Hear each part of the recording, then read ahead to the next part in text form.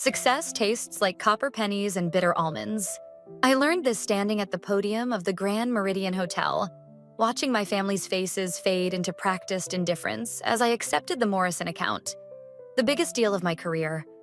My name is Catherine, and I've spent 28 years being the responsible one, the achiever, the daughter who never caused trouble. Fat lot of good that did me. And so we're thrilled to welcome Meridian Technologies as our newest partner, I concluded, my voice steady despite the tremor in my hands. The applause was genuine, enthusiastic, from everyone except the 4 people seated at table 6. My mother, Linda, was already turned towards Sophie, adjusting my younger sister's perfectly styled hair. Sophie beamed, basking in the attention like a cat in sunlight. My father, Michael, checked his watch, his expression suggesting he'd rather be anywhere else.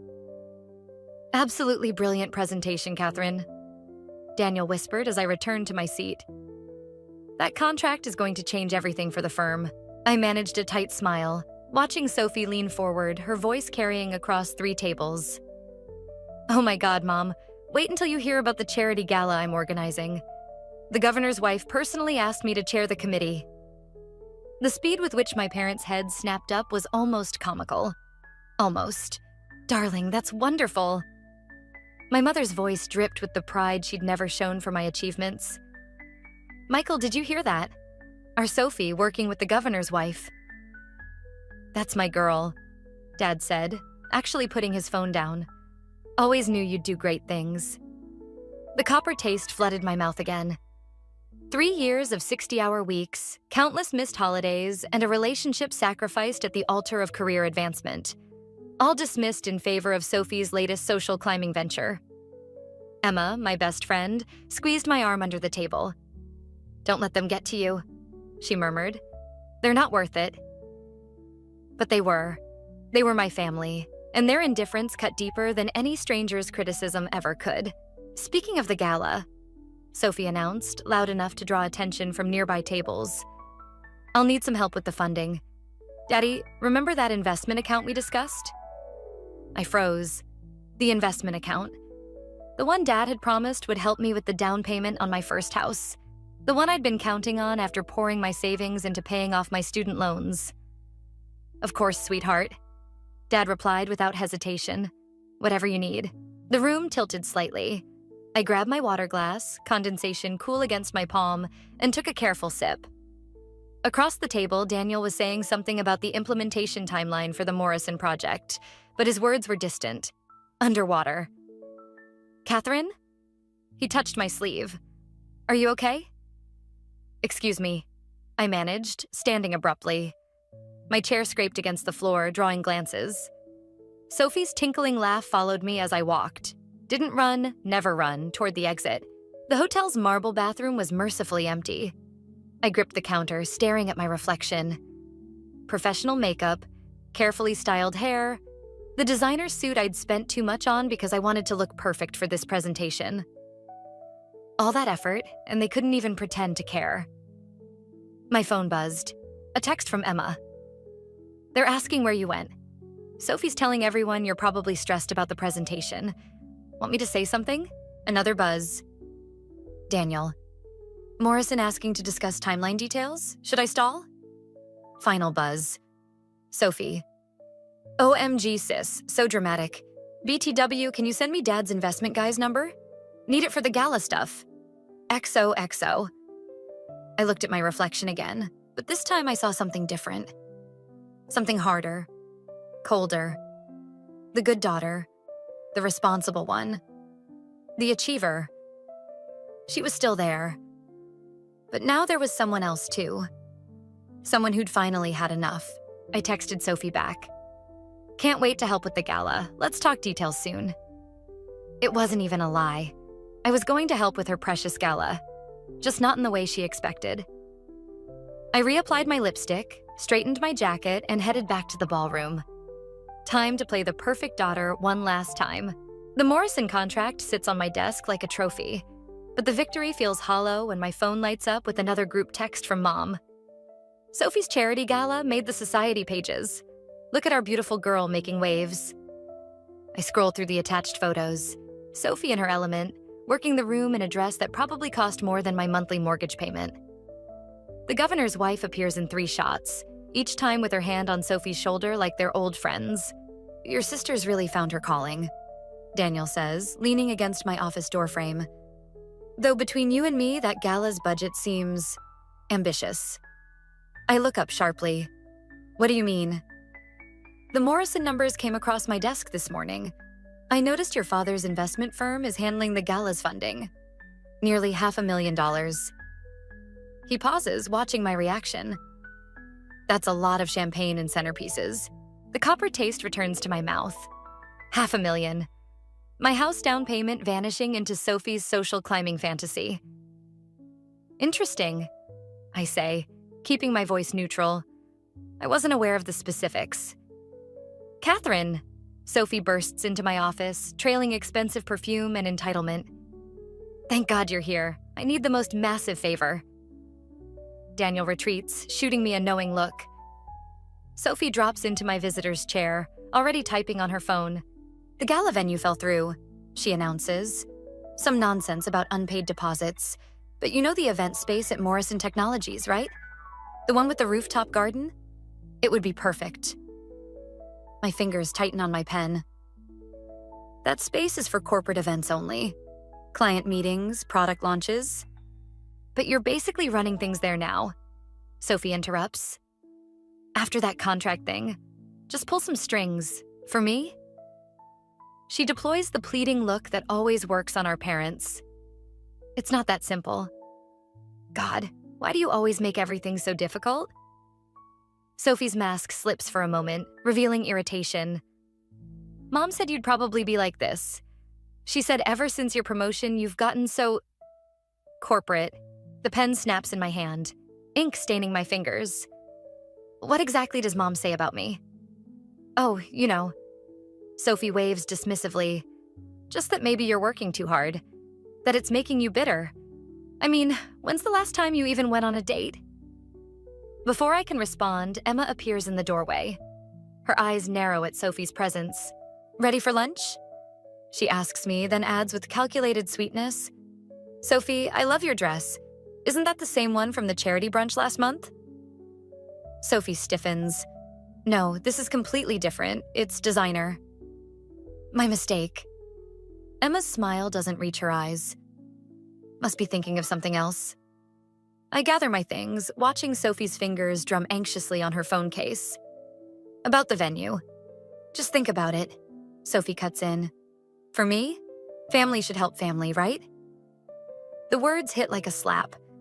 I think of the investment account, of years of missed birthdays because Sophie's celebrations took precedence, of Mom's constant stream of praise for Sophie's social achievements while my professional ones warranted only distracted nods. "You're right," I say slowly. "Family should help family." Sophie beams, already reaching for her phone, but I'm not finished, which is why I'll need to review the Gala's financial records before I can even consider the venue request. Standard corporate procedure. I'm sure you understand. The color drains from Sophie's face. That's not necessary. I have everything under control." "Then there shouldn't be a problem." I stand, gathering my bag. "Send me the documentation by Friday." But Friday, I repeat firmly. After all, family should help family be accountable, right? Sophie leaves in a flurry of protests and slammed doors. Emma watches her go, then turns to me with raised eyebrows. "That was different," she observes. "Usually you just give in." I examine the ink stains on my fingers, thinking of Daniel's casual mention of $500,000, of Sophie's panic at the mention of documentation. Things are going to be different from now on, I say quietly. I think it's time for some family accountability. Emma studies my face. "Just be careful. You know how your family closes ranks around Sophie when she's threatened." "I'm counting on it." I grab my coat, already mentally drafting emails to the Morrison accounting department. "Let's get lunch. I have some ideas I want to run by you." The ink on my fingers looks almost like bruises, or maybe battle scars. Either way, I'm done playing the perfect daughter. It's time to see what's really hiding behind Sophie's perfectly curated facade. The file drawer crashes open with the force of my frustration. 3 hours of digging through Dad's office while he's at his golf game, and I found nothing about Sophie's Gala finances. But as I move to slam it shut, a flash of red catches my eye. An unmarked folder tucked behind the others. Inside, credit card statements spill out like autumn leaves, all in Sophie's name, all maxed out. The numbers blur together until one transaction snaps into focus. A $70,000 withdrawal from Dad's investment account, dated 2 days after my presentation. My phone buzzes. Emma. You need to see this, now. 20 minutes later, I'm staring at Emma's laptop screen in her design studio, my hands shaking around a coffee cup gone cold. I was doing the preliminary designs for Sophie's Gala materials, Emma says, scrolling through a spreadsheet. But these numbers don't add up. The venue she claims to have booked? They've never heard of her. The catering deposit she supposedly paid? The company doesn't exist. How did you get this? Olivia sent it to me by mistake. Wrong email address. Emma's voice hardens. She's Sophie's front person for all this, collecting donations, handling vendors, except most of the money isn't going where it's supposed to. The office door opens and Daniel steps in, his face grim. Sorry to interrupt, but Catherine needs to see this too. He holds up his phone. The Morrison account numbers came back weird. Someone's been accessing the corporate system using your login credentials. The coffee cup slips from my fingers, shattering on the floor. What? Small transfers at first, then bigger ones, all traced back to your authentication codes. He pauses. The last one was this morning, $50,000. That's impossible. The words die in my throat as I remember Sophie hovering over my desk last week, asking to use my computer while I was in a meeting. Oh, God. My phone rings. Mom's name flashes on the screen. I answer on speaker. Catherine, thank goodness. Have you spoken to your sister today? She's not answering her phone, and she was supposed to meet me for the gala planning lunch. No, I haven't. Well, if you see her, tell her the governor's wife is asking questions about the donation allocations. Nothing serious, just some confusion about the numbers. Sophie will know how to handle it. The line goes dead before I can respond. Emma and Daniel exchange looks. Catherine, Emma says carefully, if Sophie's been embezzling from both your family and your company, she's not just embezzling. I interrupt, the pieces clicking together like a toxic puzzle. She's using my name to do it. If this comes out, I'm implicated. My career, my reputation. The studio door flies open. Sophie bursts in, mascara streaked down her face. You have to help me, she gasps. They're asking questions. The governor's office, the donors, they want records. Real ones. Like the records you forged using my login? My voice sounds strange, distant. Or the ones showing you drained Dad's investment account? Sophie freezes. For a moment, I see the little girl who used to crawl into my bed during thunderstorms, seeking protection. Then her face hardens. You don't understand, she hisses. I had to. Everyone expects certain things from me. The right clothes, the right connections. Mom and Dad's help wasn't enough anymore. But you, with your perfect job and your perfect reputation, you could afford to help me. By stealing my identity? By putting my entire career at risk? Oh, please, she scoffs, but her voice trembles. Like you've ever cared about anything except your precious career. Some sister you are. Emma steps forward, but I raise a hand to stop her. You're right, Sophie. I am your sister. I reach for my phone. Which is why I'm going to do what I should have done years ago. What are you doing? Calling the police. My finger hovers over the keypad. Unless you'd prefer I call the governor's office first? Sophie's face drains of color. You wouldn't. Mom and Dad would never forgive you. I think of the credit card statements, the forged documents, the years of being overshadowed and dismissed. Maybe not, but I forgave you for too long, and look where that got us. I'll tell them everything was your idea, she threatens, backing toward the door. They'll believe me. They always believe me. Not this time. I hold up my phone, recording app running. This time, everyone's going to hear the truth. Sophie runs. The door slams behind her, leaving silence broken only by the soft beep of the recording saving. "Catherine," Emma whispers, "what are you going to do?" I look at the shattered coffee cup on the floor, dark liquid spreading like blood.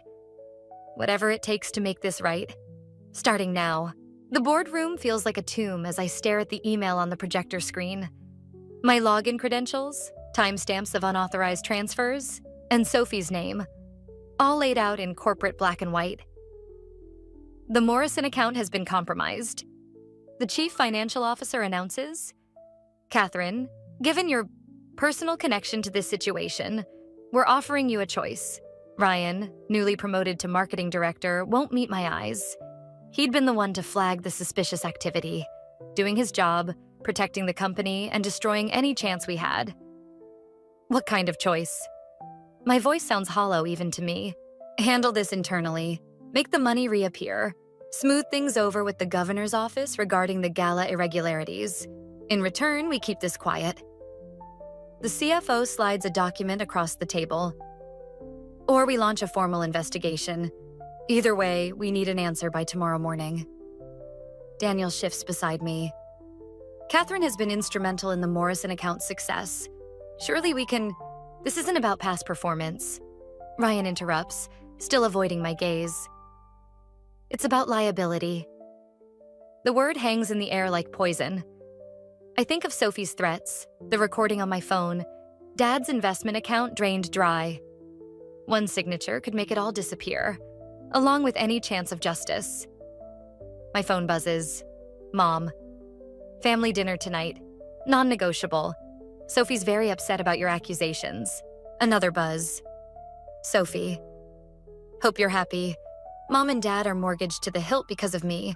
Expose me and they lose everything. Your choice, sis." The CFO clears his throat. "Catherine? I need time to think."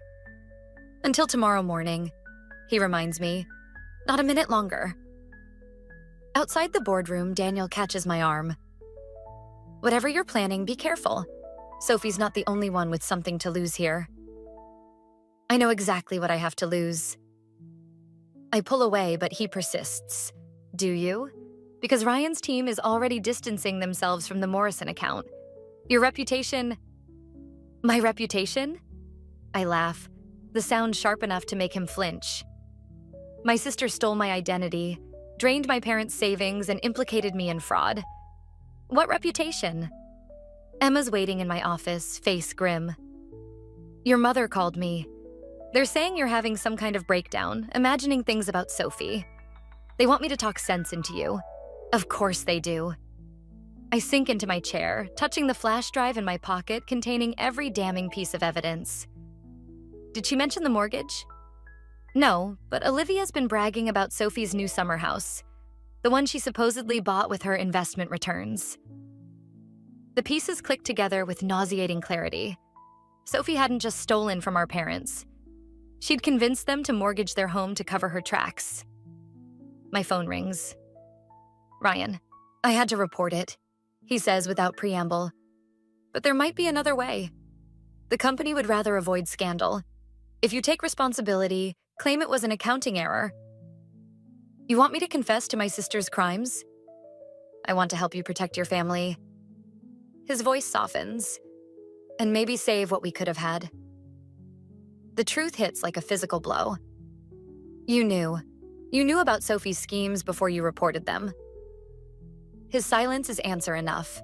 "How long were you gathering evidence against me while we were dating?" "Catherine." I hang up, hands shaking. Emma watches me with growing concern. "What are you going to do?" The answer comes with startling clarity. I reach for my laptop, pulling up the company's ethics hotline. "Catherine, wait," Emma warns. "Think about your parents, the mortgage." I've spent my entire life thinking about everyone else. My fingers hover over the keyboard. Maybe it's time they thought about me. They're still your family. No. I think of Sophie's threats, my parents' willful blindness, Ryan's betrayal. They're people who took advantage of my love for them? There's a difference. My phone lights up with another text from Sophie. Last chance, sis. Make this go away, or I'll tell them everything was your idea. Your choice. I start typing my report, each word a nail in the coffin of the person I used to be. The good daughter, the responsible one, the protector. You're right, Sophie, I whisper, hitting submit. It is my choice. The confirmation email arrives instantly. Thank you for your report. An investigator will contact you within 24 hours. There's no going back now, only forward into whatever wreckage awaits. The governor's wife's garden party buzzes with whispers as I circulate, each casual conversation a carefully placed landmine. I've spent 2 weeks leaking pieces of Sophie's financial misdeeds to key society players, watching her carefully constructed world crack like thin ice. Such a shame about the Gala funding, I say to Olivia's mother, who sits on 3 charity boards. The unauthorized transfers, the missing donations. Her eyes widen. Missing donations? Oh. I feign surprise. I assumed Sophie had explained everything. Across the lawn, Sophie holds court near the rose garden, but her audience has thinned considerably. Even from here, I can see the strain in her smile, the way she clutches her champagne glass too tightly. Catherine. Daniel appears at my elbow, his expression grave. We need to talk. Now. In a quiet corner behind the catering tent, he shows me his phone.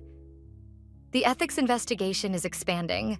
They're looking at everyone connected to the Morrison account, including your parents' investment firm. What? That wasn't part of... Your father's signature is on some of Sophie's fraudulent documents. Did you know? The ground seems to shift beneath my feet. That's impossible. Dad would never... Catherine. Mom's voice cuts through the air like a whip. She marches toward us, her society smile firmly in place until we're out of earshot. What have you done? What have I done? The words taste like acid. The governor's wife just pulled Sophie's Gala funding. Our friends are asking questions about money, our private financial matters. Her fingers dig into my arm. Fix this, now. Like you fixed things for Sophie? By mortgaging your house? The color drains from her face. You don't understand. I understand perfectly. Dad signed fraudulent documents to protect Sophie, didn't he? That's why you're both so desperate to keep this quiet. Your sister needed help. And I needed parents who gave a damn about anyone besides Sophie. Heads turn at my outburst. Mom's face hardens. If you pursue this, you'll destroy this family. You did that yourselves. I pull away, but she grabs my wrist. Think carefully about your next move. She hisses. You're not the only one with evidence. Remember that project you handled last year? The one with the irregular reporting? Sophie made copies of everything. Ice floods my veins. The Richardson account, where I'd covered up some minor discrepancies to save the deal. Nothing illegal, but enough to raise questions about my judgment. You're blackmailing me? Your own daughter? I'm protecting this family, like I've always done. Emma appears, sensing tension. Catherine, you okay? Before I can respond, Sophie storms over, mascara smeared. The governor's wife just uninvited me from the summer benefit. My own committee. She jabs a finger at my chest. This is your fault. Sophie, Mom warns, but she's too far gone. You couldn't stand that people finally saw me as successful, could you? Sophie's voice rises hysterically. Had to tear me down to make yourself feel better. Well, guess what? If I'm going down, you're coming with me. She pulls out her phone, fingers flying over the screen. My phone buzzes immediately. Screenshots of the Richardson account irregularities copied to the ethics committee. There, Sophie spits. Now everyone can see what St. Catherine is really like. The party has gone silent, witnesses gathering like vultures. Daniel swears under his breath. Emma steps forward protectively, but something inside me has gone very, very quiet. You know what's funny? I say, my voice eerily calm. I spent years thinking I needed your approval. All of you. But now? I pull up the recording from our last confrontation, Sophie's confession about the stolen money playing clearly. Now I realize you need mine. You wouldn't. Mom breathes. Try me. I turned to the growing crowd, raising my voice. Would anyone like to hear what really happened to the gala donations? Catherine, please. Sophie whispers, fear replacing anger in her eyes. You'll ruin everything. I look at my sister, really look at her, and see the scared little girl who always needed to be the center of attention. At Mom, whose protection of Sophie has become a prison for us all. At the society vultures waiting for blood. You're right, I say softly. I will. I press play and watch my family's carefully constructed world begin to burn. The truth, it turns out, sounds like breaking glass and tastes like victory. Or maybe that's just the champagne I grab from a passing waiter as Sophie's carefully curated audience watches their golden girl fall from grace. Sometimes the only way to fix a broken family is to shatter it completely. The annual charity gala gleams like a funeral. Black ties, evening gowns, and beneath it all, the stench of impending disaster. I adjust my earpiece, watching the security feeds I've arranged in the Morrison Technologies event space. Sophie's arrived. Daniel murmurs through the comm. She looks unstable. Through the lobby camera, I watch my sister stumble slightly, already wine-flushed. Her designer dress hangs loose. She's lost weight since the garden party revelations. Behind her, Mom clutches Dad's arm like a lifeline, both of them scanning the crowd nervously. The governor's wife is asking about the missing donations. Emma reports from her position near the bar. Channel 7 News just arrived too. Everything's falling into place. The anonymous tips to the media, the carefully timed release of financial records, the invitation list crafted to ensure maximum witness impact. My revenge served on silver platters between champagne courses.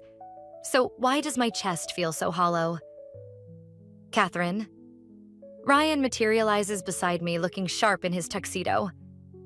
The ethics committee wants to interview you Monday morning about the Richardson account. Not now. They're talking criminal charges. For all of us. Before I can respond, Sophie's voice rings out across the ballroom. Where is she? Where's my beloved sister? The crowd parts like water. Sophie stands in the center, mascara already smearing, clutching a manila envelope. I have something for the news crew, she announces. About our perfect Catherine, about what she did to get where she is. Mom rushes forward. Sophie, please. No, she destroyed everything. My reputation, my friends, my life. Sophie's voice cracks. Now it's her turn. I step into view. Go ahead. The room goes silent. Sophie falters, clearly not expecting my appearance. Show them, I continue, moving closer. Show them how I fudged the Richardson numbers, how I covered for incompetent colleagues, how I played the game to get ahead. Each step feels like walking through glass. But first, let's show them what you did with the gala donations. Catherine, Dad warns, but I'm done being warned. I nod to Emma, who activates the presentation screen. Bank statements appear, showing the twisted path of embezzled funds. Sophie's unauthorized transfers. Dad's forged signatures. Mom's desperate cover-ups. Stop, Sophie whispers. The summer house purchases, the credit card fraud, the identity theft. Each new slide lands like a bullet. Everything you did while hiding behind my name. I said stop. Sophie lunges forward, but her heel catches. She stumbles, the manila envelope spilling across the floor. But instead of the Richardson documents, photographs scatter across the marble. Old family photos, birthday parties, graduations, holidays. All with me cropped or blurred in the background while Sophie shines in the center. The room spins slightly. I hear gasps, see phones recording, feel the weight of hundreds of eyes. I just wanted them to see me. Sophie sobs, dropping to her knees among the photos. Like they always saw you. Saw me? The laugh that escapes sounds foreign. They never saw me.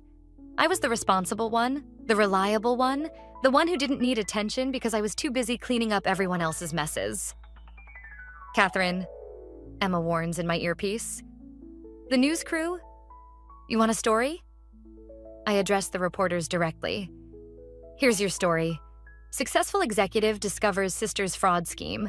Parents mortgage house to cover it up. Family implodes. Film at 11. Please, Mom begs. We're your family. No. I look at Sophie, still crying among the scattered photographs of her perfect life. At Dad, gray-faced and silent. At Mom, desperate to preserve her illusion of family harmony. You're just people who share my DNA. The room erupts in chaos. Reporters shout questions. Society matrons whisper behind jeweled hands. Through my earpiece, I hear Daniel saying something urgent about damage control. But all I can see is one particular photograph by my feet, Sophie's 16th birthday. She's radiant in the center, surrounded by admirers. And there in the corner, barely visible, is my reflection in a window, watching from the outside like always. I turn and walk away, leaving my family to drown in the truth they created. My heels click against marble, each step echoing with finality. Catherine, wait, Ryan calls after me. The ethics committee. Let them come, I say without turning. I'm done hiding. The night air hits like a slap as I exit the building. Behind me, my family's carefully constructed world burns to ash. Ahead, nothing but uncertainty. I've won. I've lost. Maybe they're the same thing. The ethics committee's conference room feels like an execution chamber. My parents sit across from me, flanked by their lawyers. Sophie huddles in the corner, hollow-eyed and silent. The morning news plays silently on a wall-mounted TV, showing footage from last night's Gala implosion. Let's review the timeline. The committee chair begins, but Dad interrupts. Before we continue, there's something you should know. He slides a folder across the table. Evidence that Catherine orchestrated this entire situation. My lawyer starts to object, but I wave her off. Show them. Inside are documents I've never seen before. Emails, bank statements, meeting notes dating back years, all suggesting I'd been manipulating company funds long before Sophie's schemes began. Impressive forgeries, I say quietly. When did you make them? Mom flinches. Dad's jaw tightens. These are authentic. Like the signatures you forged for Sophie's loans? I pull out my phone, playing a recording. Dad's voice fills the room, clearly instructing a bank manager to process documents using my credentials. You recorded me? The betrayal in his voice would have hurt once. Now it just feels hollow. I recorded everything. I look at Sophie, including the real reason behind Mom and Dad's devotion to you. Sophie's head snaps up. Mom goes pale. Catherine, she warns, but I'm done with warnings. Tell her, I say to my parents. Or I will. The silence stretches like a wire about to snap. Finally, Dad breaks. The company was failing, he whispers. 24 years ago, we were about to lose everything. Then your mother's family offered to invest, on one condition. Sophie's confusion turns to horror as understanding dawns. They wanted a grandchild to groom as heir to their empire. Mom continues, tears streaming. We already had Catherine, but she wasn't what they wanted. So you had me, Sophie finishes, as a business transaction. We loved you, Mom insists. Both of you. No. I stand, my chair scraping back. You loved what Sophie represented. Status, security, social standing. You loved the idea of her so much you let her destroy herself trying to live up to it. That's not...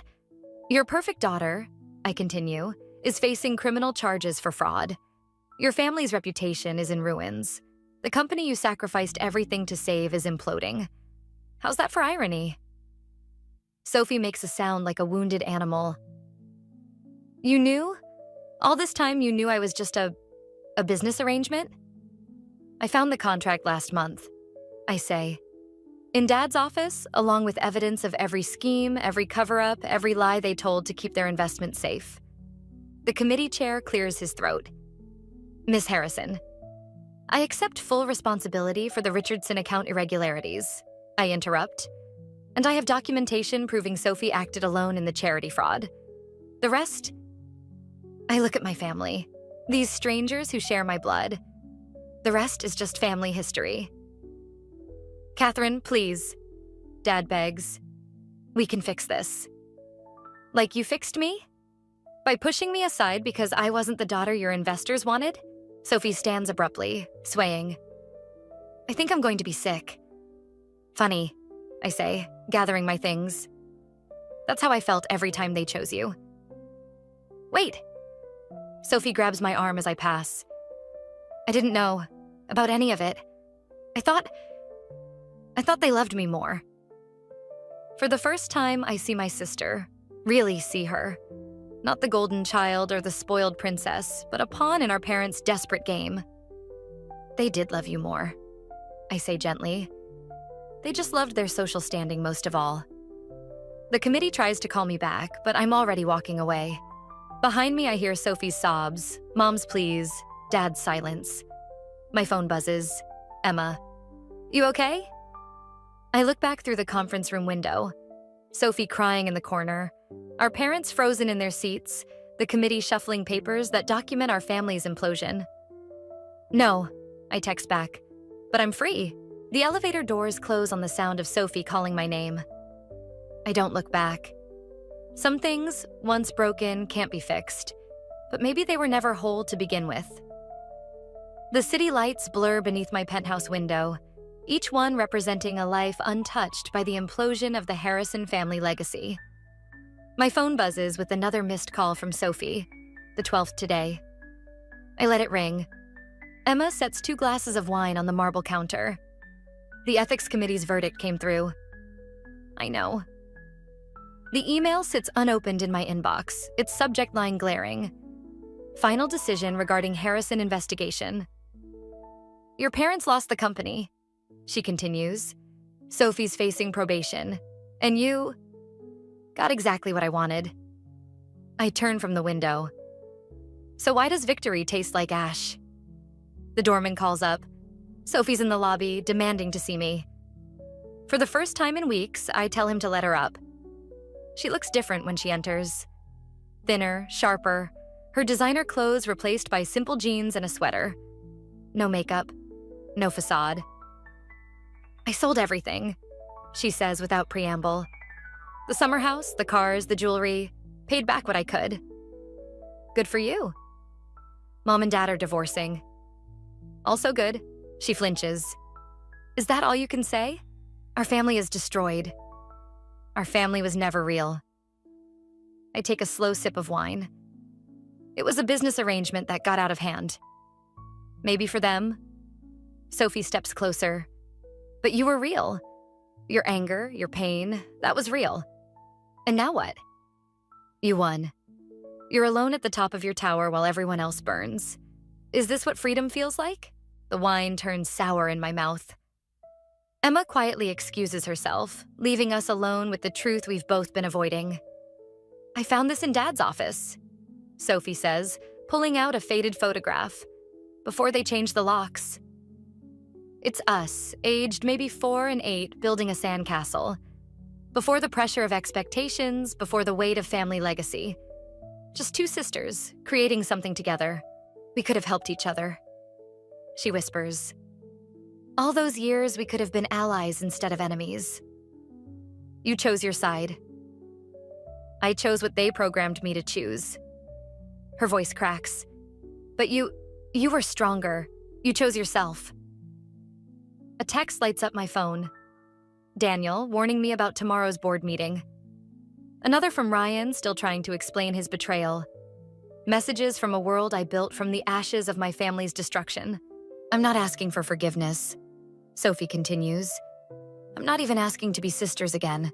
I need to know if it was worth it. This revenge, this victory.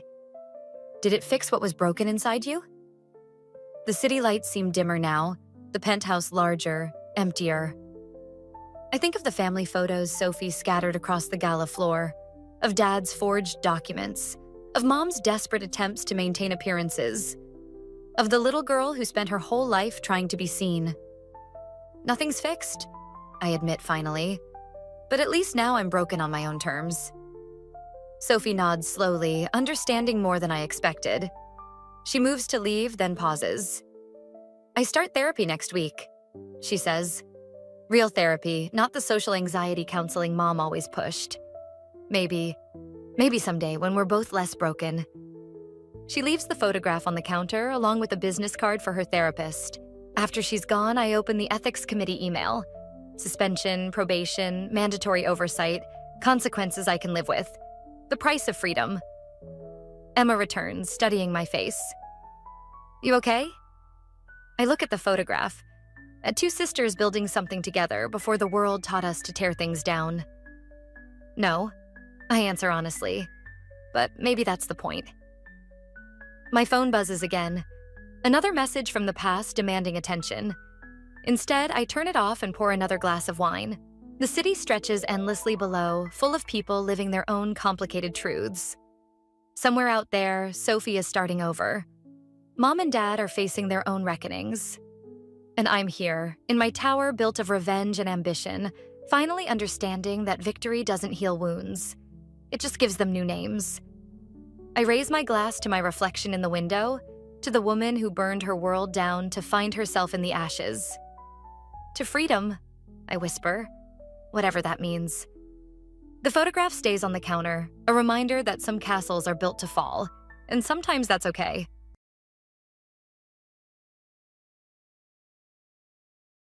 I'm Maria Dalton, about to turn 27 this year, and I've been happily married for 5 years.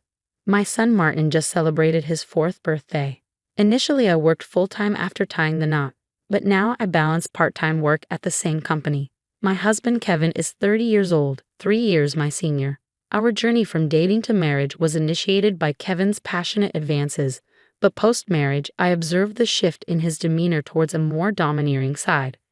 Kevin has a 20-year-old sister named Jane Dalton, and their age gap seems to contribute to a somewhat indulgent relationship on Kevin's part. Before marriage, I didn't mind Jane's frequent visits and assumed they got along well. However, after tying the knot, I started noticing changes in her behavior. Jane often drops by unannounced at any time and expects to be served without ever bringing a token of appreciation. Kevin, rather than addressing the situation, expects me to accommodate her demands. Jane acts as the line invisible, addressing only Kevin with a casual, "Brother, I'm here again."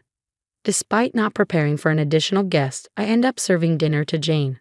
Kevin, instead of understanding, blames me aloud, insisting I should have been more considerate. Despite Jane's verbal apologies, it's evident she relishes Kevin's preferential treatment.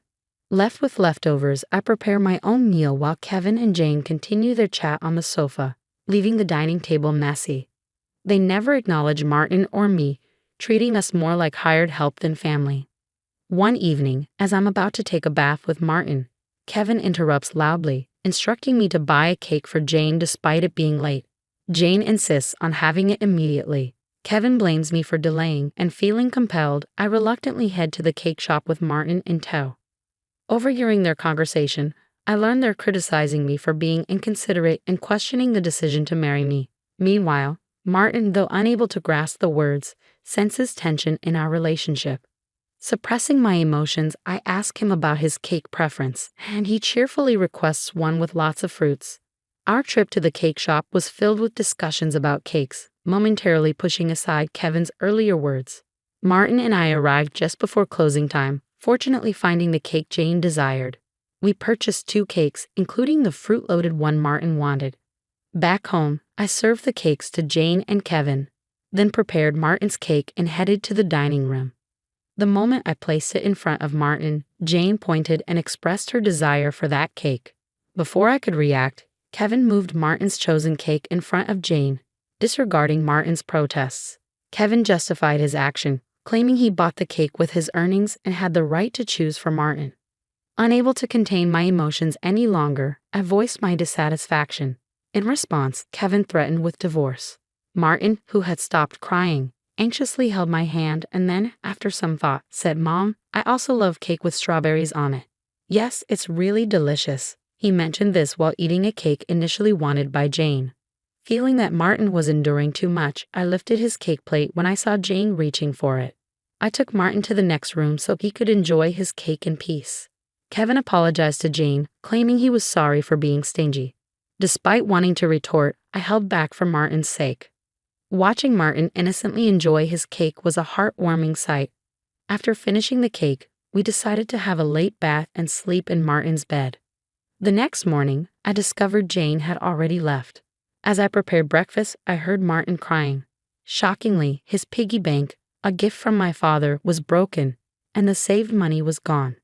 Martin, who always said goodnight to the piggy bank, was left heartbroken. When I questioned Kevin about it, he casually mentioned that Jane needed some money, so she took it from the piggy bank. Holding a crying and shaking Martin, I felt his pain so acutely that I cried with him. It was painful to witness Kevin prioritizing and caring for his sister more than our son.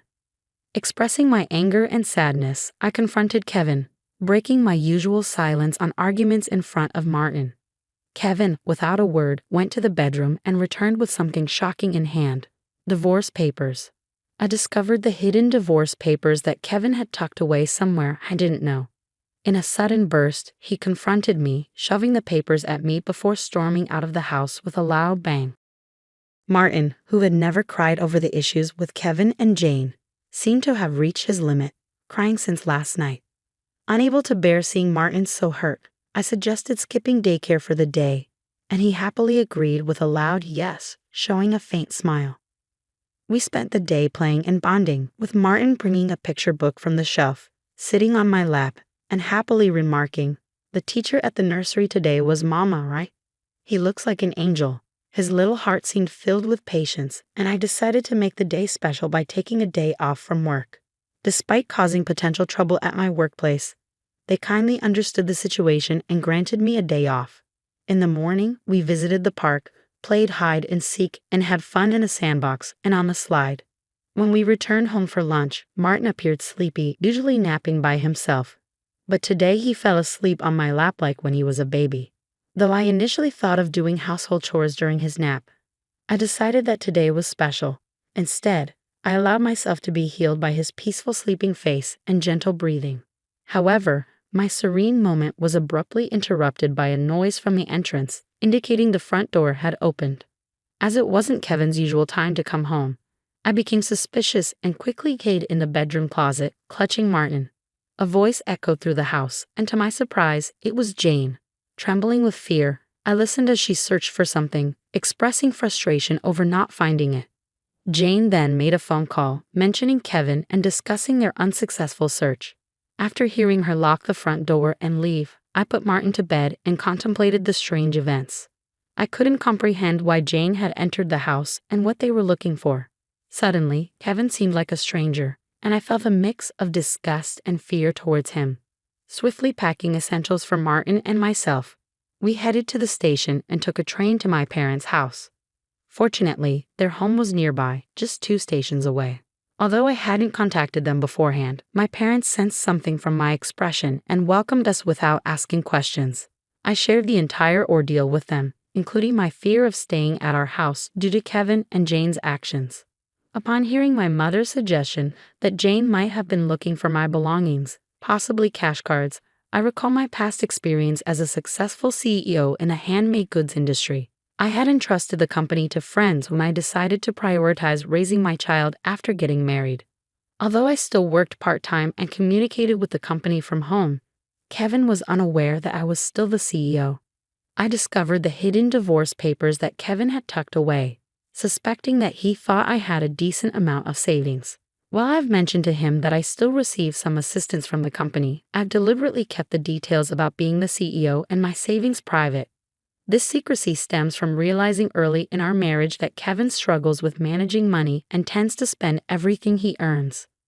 Kevin at first provided only $200 a month for food expenses and even suggested I quit my job to become a full-time housewife. However, with the financial strain of raising Martin and only $200 for food, I never agreed to be a full-time housewife. Eventually, he reluctantly allowed me to work part-time and to ensure I wouldn't consider divorce. He had me sign a postmarital property waiver through a lawyer. Since Martin's birth, I used my savings for his nursery fees and clothes.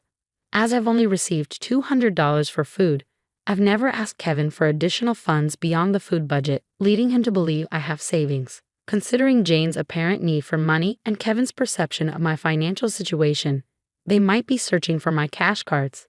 I have a separate savings account dedicated to Martin, with a portion of my salary directly deposited into it each month. Despite their search, they won't find the cash cards as I always carry my valuables. However, there's still an unsettling issue. Jane might be entering our house even when we're not there, and Kevin may be allowing it. Following my father's advice, I decided to store my valuables, including the cash cards, in my parents' safe.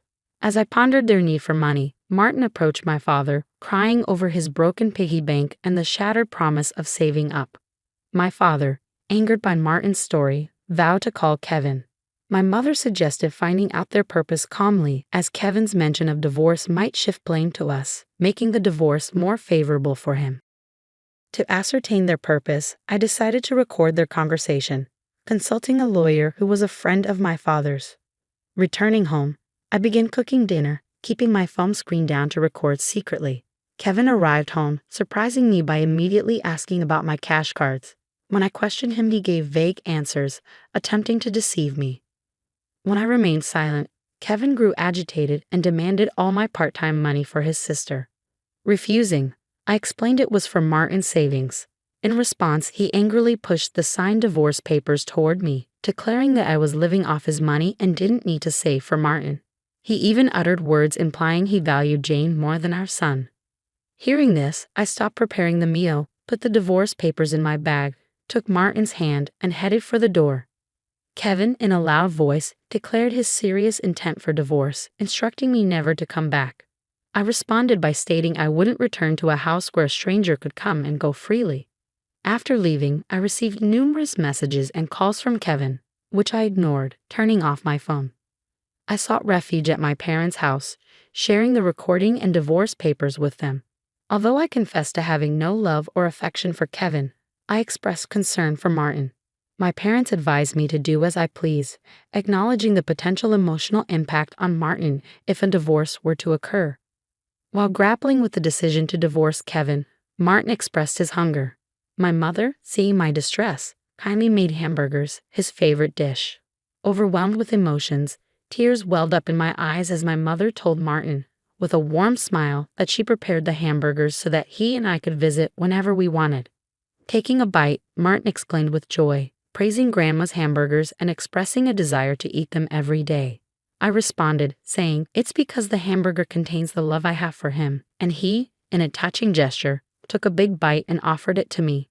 Moved by Martin's kindness, my tears couldn't be held back, and even though I tried to stop them, they persisted. My father, noticing Martin's concern, reassured him that my tears were of happiness, not sadness. Hearing this, Martin, in a moment of understanding, hugged me, and my father's eyes turned bright red. Realizing the blessing of being with family, I remarked to Martin that family is precious. Surprised, he questioned if Dad had mentioned that only Jane was family. My father gently confirmed it, but then asked Martin if he wanted to live with them as family. With a laugh, Martin happily agreed, making everyone smile. Naturally, despite contemplating divorce, the meal felt so happy that I finally decided to part ways with Kevin. I planned to inform Martin about it, and even though discussing it weighed heavily on my heart, Martin seemed to grasp the situation. Happily, he expressed the desire to live as a family, embracing the pet dog and calling him his younger brother despite the dog being older. Preparations for the divorce began, starting with contacting a lawyer who was a friend of my father. The next day, we formalized the contract, and my father and Martin shared comforting laughter while I laid in bed reminiscing about my childhood. The following day, upon checking my smartphone, I found over 200 calls and messages from Kevin, showcasing his emotional instability. Exhausted, I turned off my phone, and with the lawyer's assistance, we explained the situation to my parents. Jane had accumulated significant debt from a casino and shopping addiction, and Kevin acted as her guarantor, planning to use my savings. The lawyer confirmed that the divorce papers had already been submitted, and Kevin sobbed upon realizing it was finalized. Despite expecting disagreements about child support, he signed a pledge to pay $340 to Martin every month. In a subsequent call from Kevin, his tone lacked aggression, and he calmly admitted to financial manipulation and explained his complex feelings toward Jane. I firmly asserted my decision not to reconsider and heard his faint sobbing before he wished me happiness and hung up. Remaining strong until the end, I discussed future plans with my parents and decided to stay with them until Martin grows up. I resumed my role as a company president and later learned that Kevin and Jane had informed their parents about the divorce and debt, resulting in dissownment. Today, I find happiness being with my family. If you like story, please don't forget to subscribe the channel.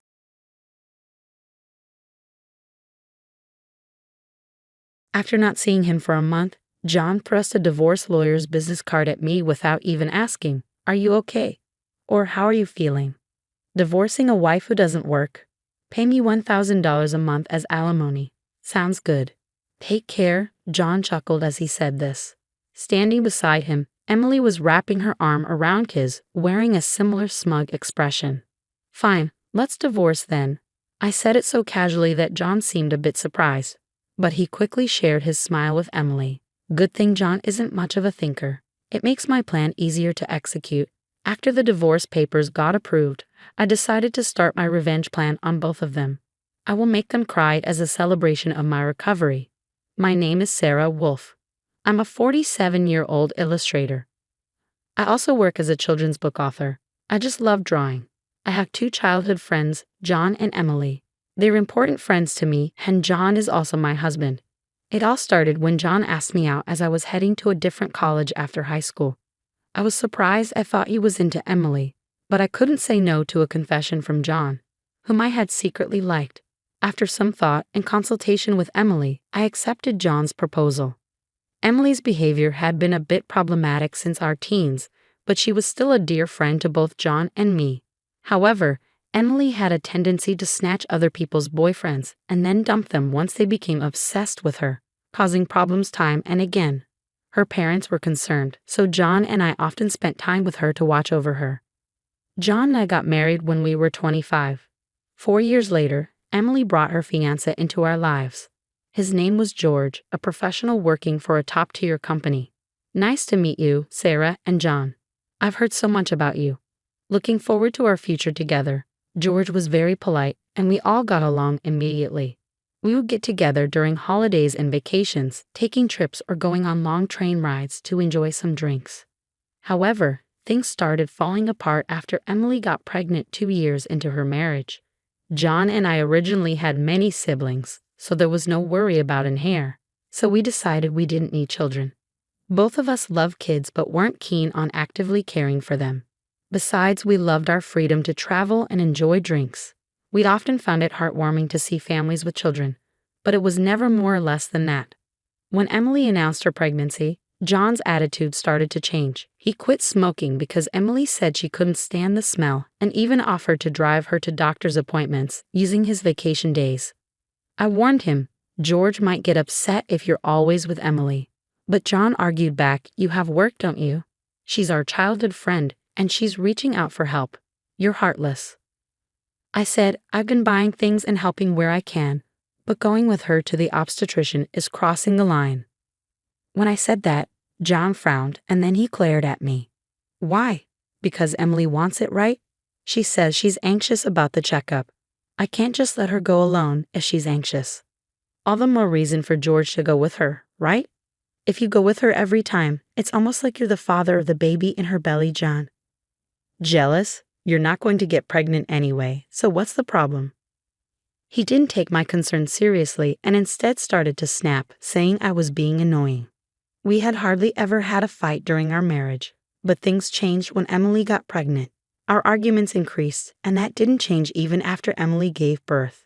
In fact, John started spending even more time with Emily and their child, Emma. But when Emma was 6, an incident occurred. It had to do with the attendees of Emma's graduation ceremonies. The day before the graduation, John suddenly started rummaging through the closet.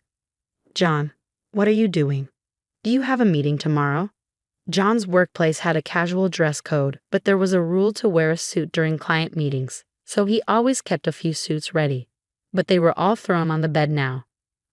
No, just trying to decide what to wear for the graduation ceremony. What? You're seriously thinking of attending the graduation? Yeah, George can't make it. Emily asked me. Wait, that's absurd, no matter how you look at it. I inadvertently raised my voice in denial. Immediately, John's face turned sour. I knew he occasionally picked Emma up from kindergarten, and I had done so myself when asked. Yet it was nonsensical for a childhood friend who wasn't even a biological parent to attend a graduation ceremony. What? You still doubt me and Emily? I'm disappointed that you can't even help out. That's not the point. Anyway, I'm attending the graduation tomorrow, so iron a shirt properly. John said that and abruptly ended the conversation, leaving me behind and going to the bedroom. I had no choice but to call Emily. Hello, Emily. About tomorrow. Ah, sorry about tomorrow. I'm borrowing John, but won't George be upset about the graduation attendance? Sarah, what are you talking about? Obviously, I haven't told George that the graduation is tomorrow. I'll tell him after the ceremony. I was shocked to learn that George didn't know about the graduation schedule. Upon further questioning, it seemed that Emily hadn't informed George about any of the kindergarten events so far, and John had been acting as the father at the kindergarten, which made me dizzy with its selfishness. Wait a minute, Emily. Isn't that extremely unreasonable? It's disrespectful to George, and just because he's a childhood friend. What's wrong, Sarah? You're scary. Well, see you tomorrow. Wait, Emily. I was trembling with anger at Emily, who unilaterally hung up the phone. Still, in the end, I ironed a shirt, prepared a tie, and the next morning saw John off to Emma's graduation ceremony. Since then, Emily and John started going out more frequently, from once a month to once a week, and then to 3 times a week. Eventually, even George seemed to have some suspicions, and one day, while John and Emily were out, he visited our house alone. I'm sorry for visiting you late at night. There's something that's been bothering me. Is it about the 2 of them? Yes, I would like you to take a look at this. George showed me the GPS history he had installed in Emily's car. It showed that she had been staying at a hotel 3 times a week. All of those days she was out with John, and just by looking at George's face, I understood what that meant. What do you want to do, George? I want to take revenge on those 2. Me too. I can't forgive them for betraying us after all this time. We started planning our revenge on them secretly. First, I started by increasing my income because I had been busy doing housework and taking care of Emma. My income had drastically decreased. George switched to working from home, and when Emily and John would go out, he would bring Emma to my house, and we would take care of her together. Neither Emily nor John realized that we knew about the relationship, and we were able to gather solid evidence. Once we had collected enough evidence and were ready to take our revenge, we discovered a shocking truth about Emma.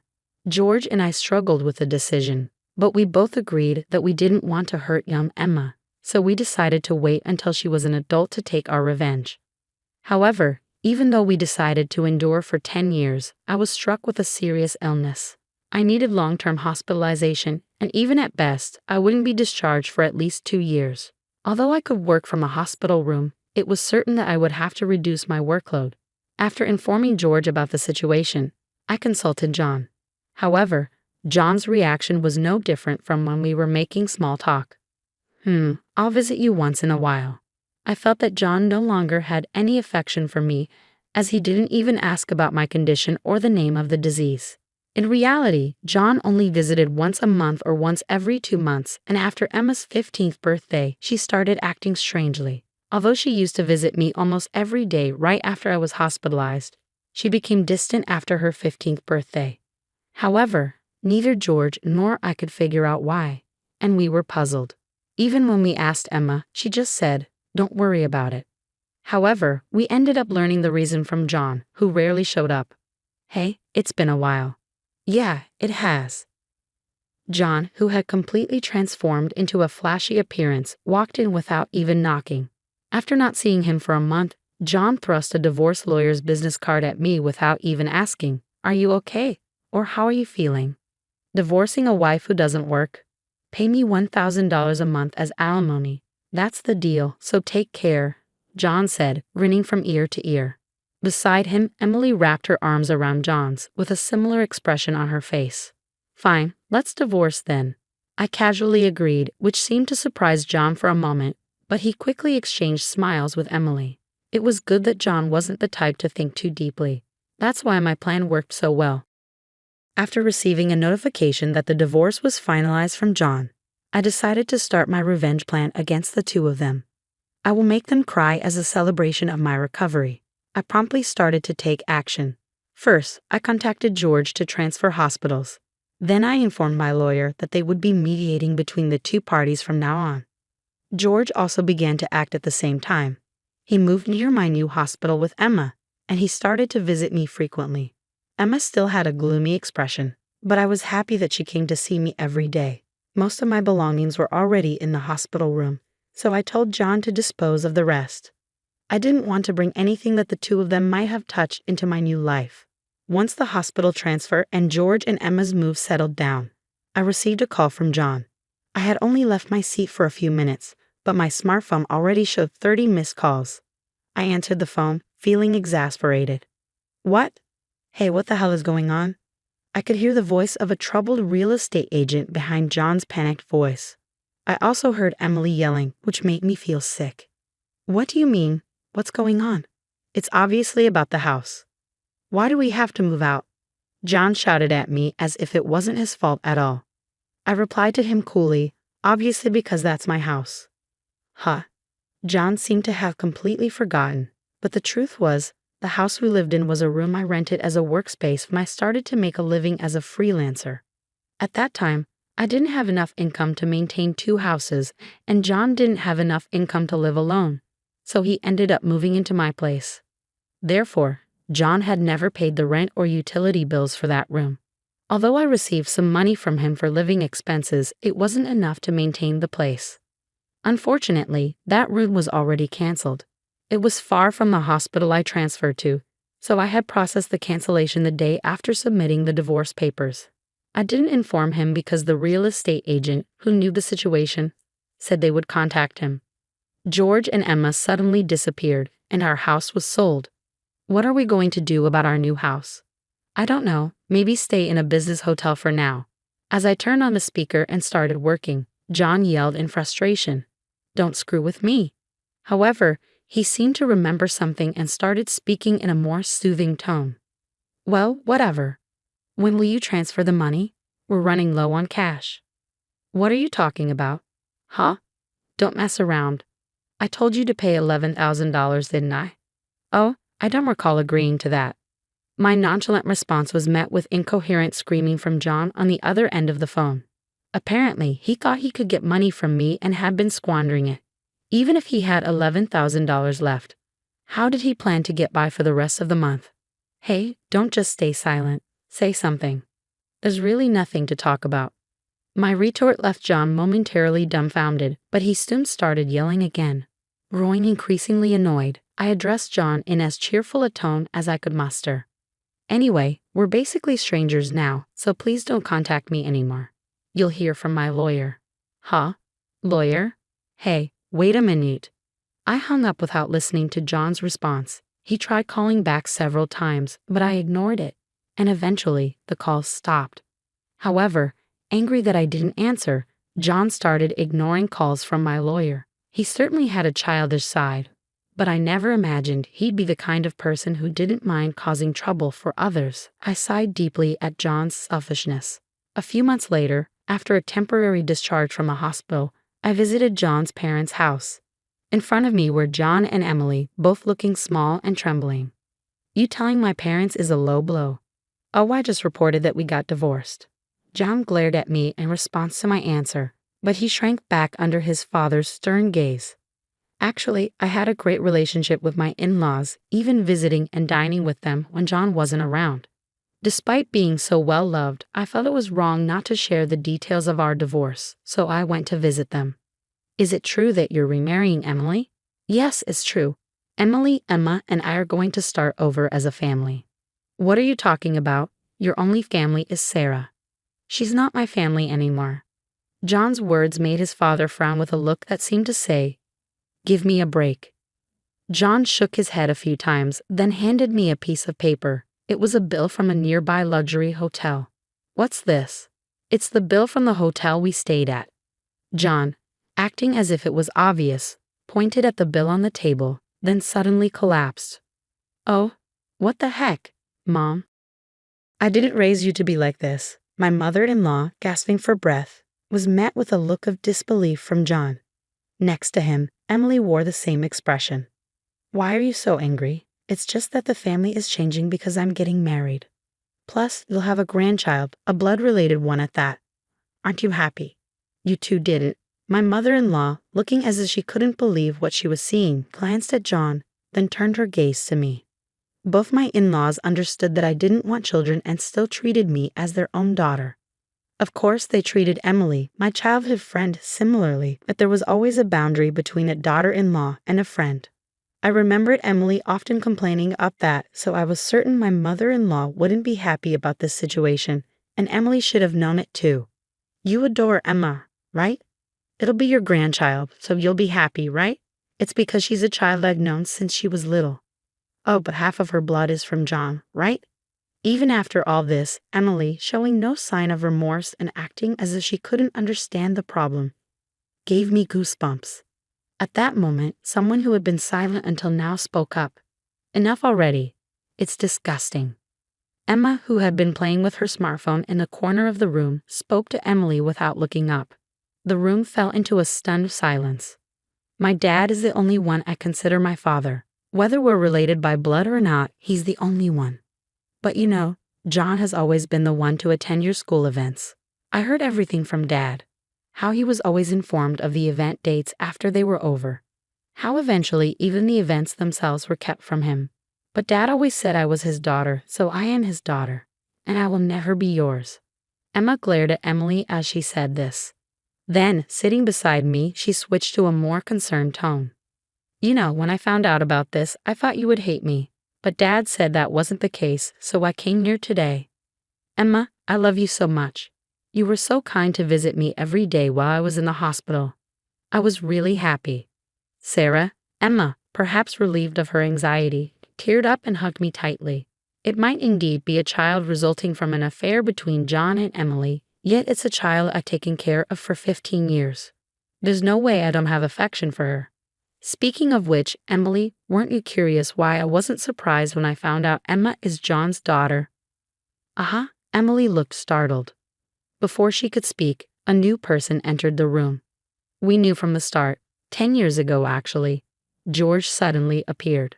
Understandably so, as she had recently unilaterally demanded a divorce, citing irreconcilable differences.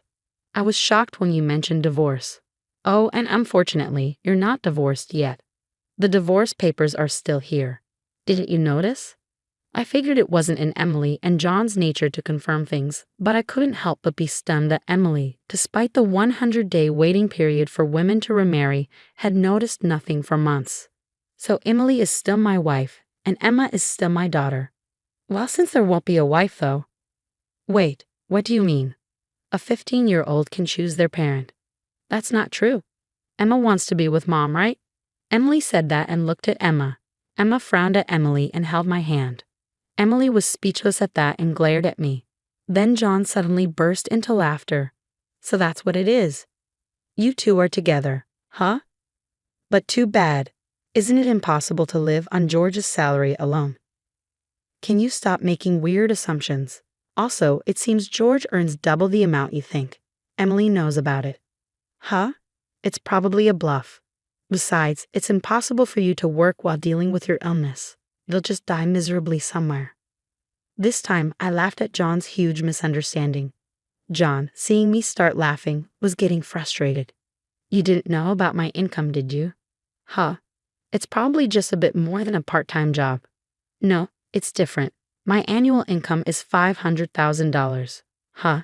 John's eyes and mouth were wide open in shock. Emily was also stunned. In fact, over the past 10 years, I have become a popular children's book author, and my income had skyrocketed from essays, interviews, and the like. Moreover, a film adaptation is planned soon, so my income is skyrocketing. Liar. "Oh, do you want to see this?" I said that and showed Emily my bank account screen. It clearly showed a large amount of money being deposited every month. Emily was at a loss for words when she saw it. "Sarah, let's make up." "Huh?" Emily was furious at John's words, blinded by the money. I watched them blankly and then opened my mouth. Well, if you want to get married, feel free. Oh, and I'll definitely take the compensation for damages. Sarah, wait. Sarah. Ignoring John's words, I took Emma's hand, and after saying goodbye to my in-laws, I left their house. John originally worked at my father-in-law's company, but it was revealed that he was lying about going out for sales, and he was fired. My father-in-law planned to forcibly put him on a friend's fishing boat and work him to the bone. Working on a fishing boat was tough for an indoor-loving John, and he contacted me several times. But each time I notified my father-in-law, and eventually the calls stopped. Emily lost custody to George and got divorced. She seemed uninterested in John, who couldn't afford luxuries, and didn't seem to chase after him. She was disowned by her family and lived alone in a rundown apartment. She hadn't worked at all since getting married, and since she had always made others do things for her, she couldn't do anything herself. And there were hardly any places that would hire her as a full-time employee. Still, she had to pay for her living expenses and child support, so she worked multiple part-time jobs and barely made ends meet. After entering high school, Emma worked hard every day to study abroad and go to a prestigious university overseas. Being originally diligent, her dream is to translate my picture books and deliver them to children all over the world, which makes me happy. As for me, my picture books are selling well, and I am receiving more and more offers for anime adaptations and merchandise. My illness is also progressing well, and although I am still hospitalized, my doctor recently told me that I might be able to leave the hospital next year. And one more thing, George and Emma come to visit me every day. Actually, George recently confessed to me with remarriage in mind. I haven't given my answer yet, but I can't help but have feelings for him. He said he wants to live together when I leave the hospital. While thinking about what to answer, I work on my picture books every day, hoping for a happy future for us. I weave stories again today.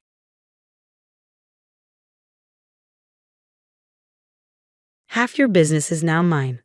Those were the 5 words that turned my ex-husband's face ashen white as I slid the signed divorce papers across the table. The same man who once called me useless and ugly now watched helplessly as I legally claimed what was rightfully mine. But this wasn't revenge. It was justice served through an ironclad prenup and my law degree he had so casually dismissed. Sophia will recount how I took control of my life and put a stop to my husband Xander's destructive influence. For privacy reasons, I'll be using pseudonyms. As a prominent lawyer in my state, anonymity is crucial for various reasons. Let's not delve into the intricacies of my and Xander's love story. We fell in love, got married, and eventually divorced. The love, it seemed, wasn't reciprocal, as Xander cheated on me. The signs were apparent: avoidance, excessive time outside, and frequent business trips, though I wasn't involved in his sizable business despite my success as a lawyer.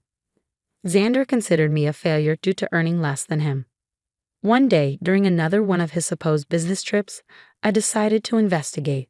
I discovered a secret Facebook account on his old laptop, confirming my suspicions. He was cheating with a beautiful woman, someone he found more attractive than me, often criticizing my appearance. Heartbroken and angered, I confronted him immediately. "Xander, are you cheating on me?" "I have proof," I declared. Xander callously responded, "Sophia, you're just not that interesting anymore. You're always engrossed in pointless cases, neglecting me. Besides, you're not a supermodel who can captivate me with looks alone." Confused, I retorted, "What are you talking about, Xander? I have a demanding job, and you knew that when we got married. I haven't neglected you. It's you who stopped coming home and refused to communicate." And that's how I discovered Xander's affair. When I finally decided to confront him, I anticipated a degree of remorse from him, but the cold response I received caught me off guard. He shifted all the blame onto me, justifying his cheating, a claim that held no validity. Refusing to be falsely accused, I pointed out the flaws in his accusations. Instead of defending his position, he turned cold once more and nonchalantly revealed that he was relieved I had discovered his affair. In a chilling tone, Xander declared, "Good that you found out, Sophia. I no longer have to hide my beautiful girlfriend. She and I will have a perfect life together after I divorce your useless self. Finally, I will marry someone who's worthy of me and my name." His words hit me like a ton of bricks, sending a cold shiver down my spine. As he spoke of divorce, he not only insulted me but also asserted that I was not good enough for him, accusing me of being a bad wife. He showed no remorse for his affair and even boasted about how his mistress would make a better spouse. Tears streamed down my face as he demeaned me, proclaiming his affair with pride. This was the man I had loved for over a decade, and his words left me shattered. Through my tears, I asked, "How could you say that, Xander? All these years I've been beside you through thick and thin, honoring my vows and valuing you above all else." His callous response cut deep, dismissing my worth. "Well, Sophia, it doesn't matter anymore.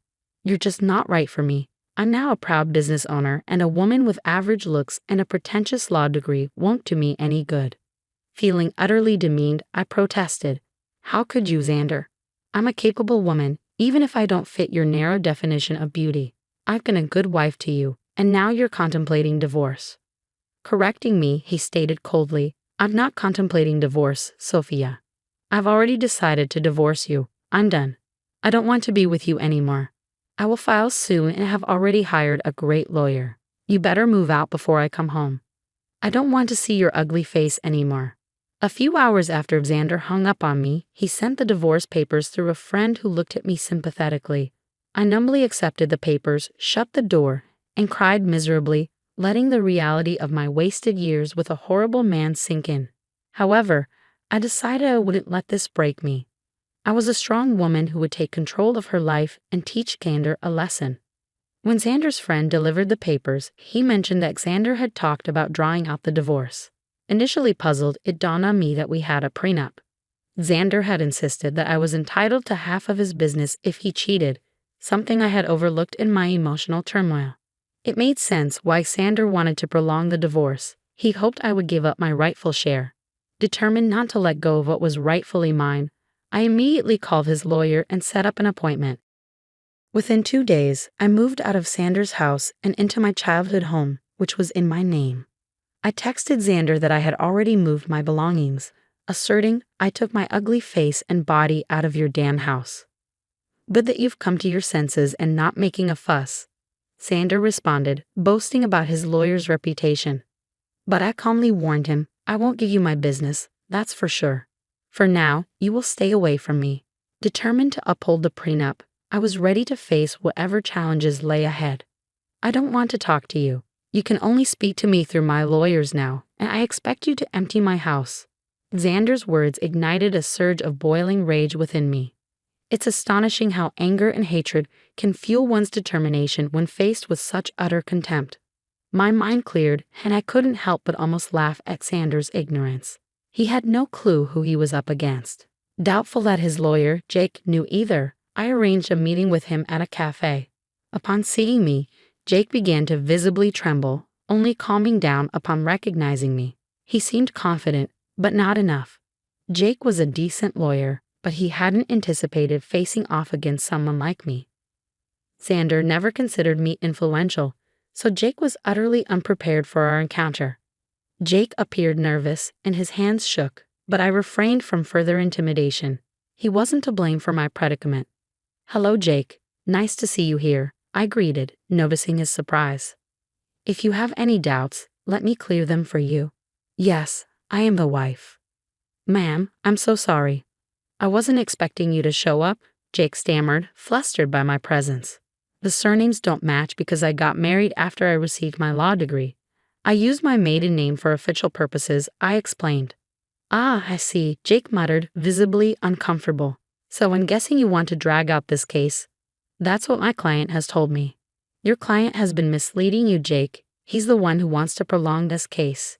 Isn't that what he told you?" I confronted him directly, knowing my reputation as a lawyer spoke volumes. Jake squirmed under my scrutiny. Accustomed to asking the right questions, I didn't mince words. "You don't have to answer that, Jake. I've known Xander for over a decade. I married that idiot, for God's sake. I know what goes through his thick head." Concerned for Jake's predicament, I decided to enlighten him. "Since I know you, and it's not fair to you, I'll tell you the truth about this divorce." "What do you mean, ma'am?" Jake inquired, clearly taken aback. "Did my dear husband mention to you that he cheated on me?" I asked pointedly, watching Jake's expression for confirmation. His reaction spoke volumes, confirming my suspicions once again. I won't lie to you, it did sting and hurt my ego to admit to my colleague that I had been cheated on. It's not a pleasant experience, however, I knew better than to betray my emotions. No matter how humiliated I felt, I still had the upper hand, and I was well aware of that. Jake, on the other hand, didn't know.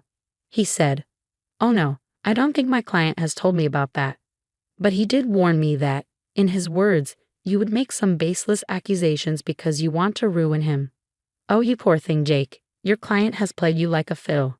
Although it might make you happy to know that Xander thinks you are one of the best lawyers out there."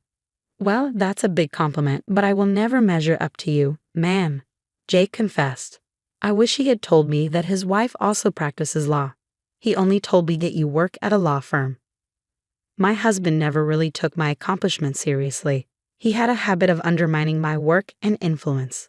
It was foolish of me to stay with him this long.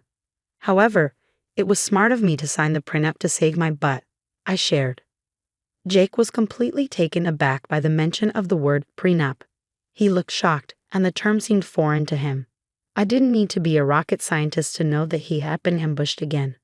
Xander had conveniently forgotten to mention the prenup to Jake, perhaps hoping I had forgotten about it. Well, who knows? It didn't matter since the word of the prenup was out there. Jake was frazzled. "There's a prenup in this marriage? Your husband hadn't mentioned that." "Do you have any proof, ma'am?" Jake inquired. "Oh, I do have plenty of proof, Jake. I brought the papers along. I had a feeling that Xander would try to get out of dealing with the consequences of his actions. Well, not on my watch. I would really like to see the papers, ma'am. Also, I think I would need to see proof of his affair, if you have any." "Don't worry, Jake. I brought along everything. Like I said, it isn't me who wants to drag out this divorce. The sooner it happens, the better it is for me." I handed over all the evidence to Jake, from messages to pictures and documents. I had all the proof right in my handbag, casually giving them to Jake, knowing that the case would always go in my favor. Jake studied each and every document thoroughly before sighing and looking rather defeated. He then looked at me and said, "I see that you have solid proof of everything, ma'am. I had no idea about all of these things." "I figured that out, Jake. Also, I know how difficult it is to work with unreliable clients, especially when the opposite party has an equally strong lawyer for their case." "You're right about that, ma'am. I think that's all I needed to talk about today. I believe I need to have a serious conversation with my client before I decide to proceed with his case. I'm sure someone will contact you soon, although I can't say that it will be me." I could tell what Jake was hinting at but didn't comment on it. I thanked him for his time and proceeded to walk out of the cafe. I went straight to work and started to prepare my own documents for the divorce. All the lingering sadness was gone. Now there was this rage within me that was driving me to make sure Xander suffered for what he had done, and I knew he had no way out of this mess he had created. It took Xander one day to get back to me. He called me on my number despite telling me not to contact him directly. It was funny but not surprising.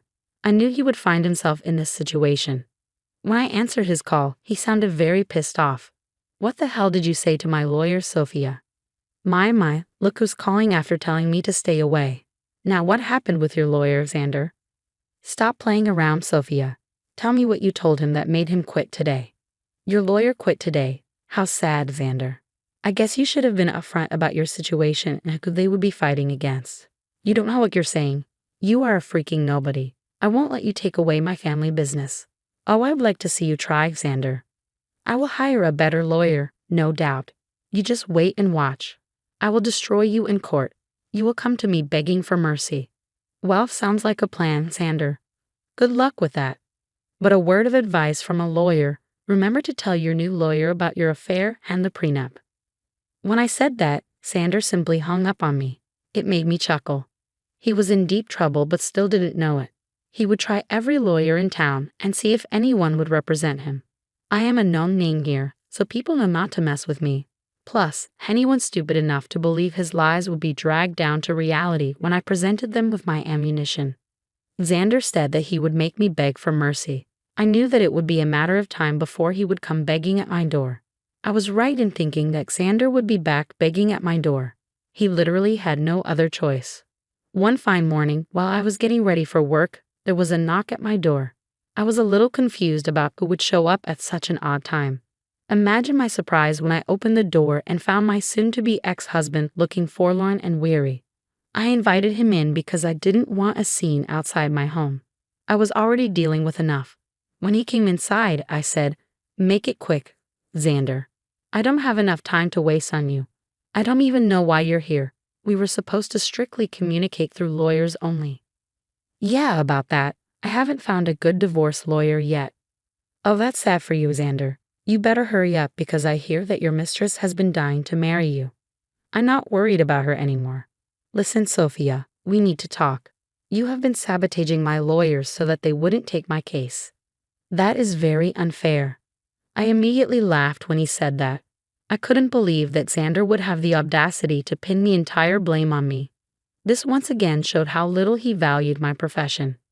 He thought that just because he was willing to throw money, people would fall at his feet. "Oh dear, that's an amazing joke, Xander. Let me just clear that misconception for you. I haven't been sabotaging anything. It's your stupidity that's causing trouble." "I don't understand. What did I even do?" "Should I remind you how you lied to your lawyers about the affair and the prenup? That is enough to make them look like fools in court. Do you think lawyers would jump at representing unreliable clients like you? Besides, I will admit that my name will make a lot of people walk away. You may consider me to be useless, but I actually do have a good name in this profession." "Yes, I know that now, Sophia. I've tried being open with lawyers too, but none of them are willing to help me."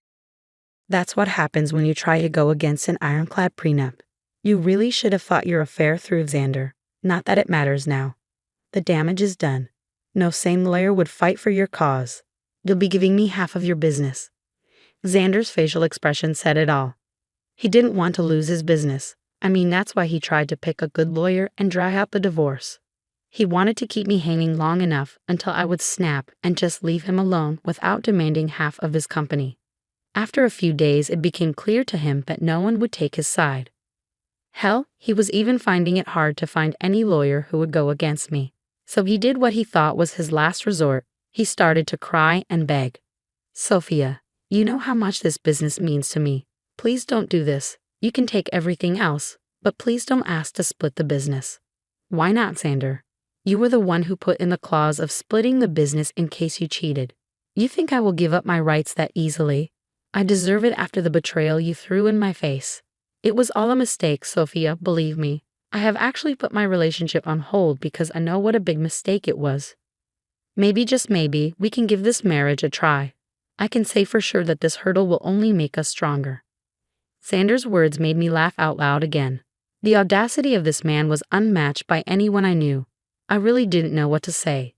He was actually asking to get back together, as if I would be stupid enough to do that. I did know that he had put a pause on his relationship with his mistress. The rumors were out that the mistress was not happy, and neither was Xander. But if he thinks this will make me go back to him, he is dead wrong. I already made the mistake of marrying a piece of trash and learned my lesson the hard way. Plus, I knew why he was suddenly desperate to get me back. "You must be delusional for suggesting something like that, Xander. I didn't come this far in life by being utterly stupid. I know that you want to get back together because you don't want to split your business. Sophia, we were happy together. Let's just look past this one time and restart our marriage. I will cut off my mistress, I swear." "There's no reason to do that, Xander. Believe me, that woman is going to start running once she finds out that you won't be very rich after the divorce. As for me, this is my golden chance to get out of this sham of a marriage. I must thank you for showing your true colors before we had kids. Now you will reap what you have sown." With that, I was pretty much done with my piece. I immediately stopped talking while Xander kept begging and pleading with me not to take his business. It was a rather pathetic scene, but it didn't move me at all. Instead, it made me think of the times I went to bed crying because this piece of trash I call my husband decided to betray me. Seeing Xander in a vulnerable place only gave me satisfaction and completed my revenge. Now I simply needed a clean break to start fresh. Well, I definitely got more than what I had bargained for.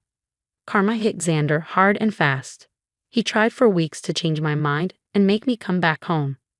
I turned a blind eye to everything simply because I wasn't interested in his drama. I was ready to move on. Since he had filed for divorce already, I hired someone from my firm to represent me. I'm not a divorce lawyer, so I couldn't do it myself.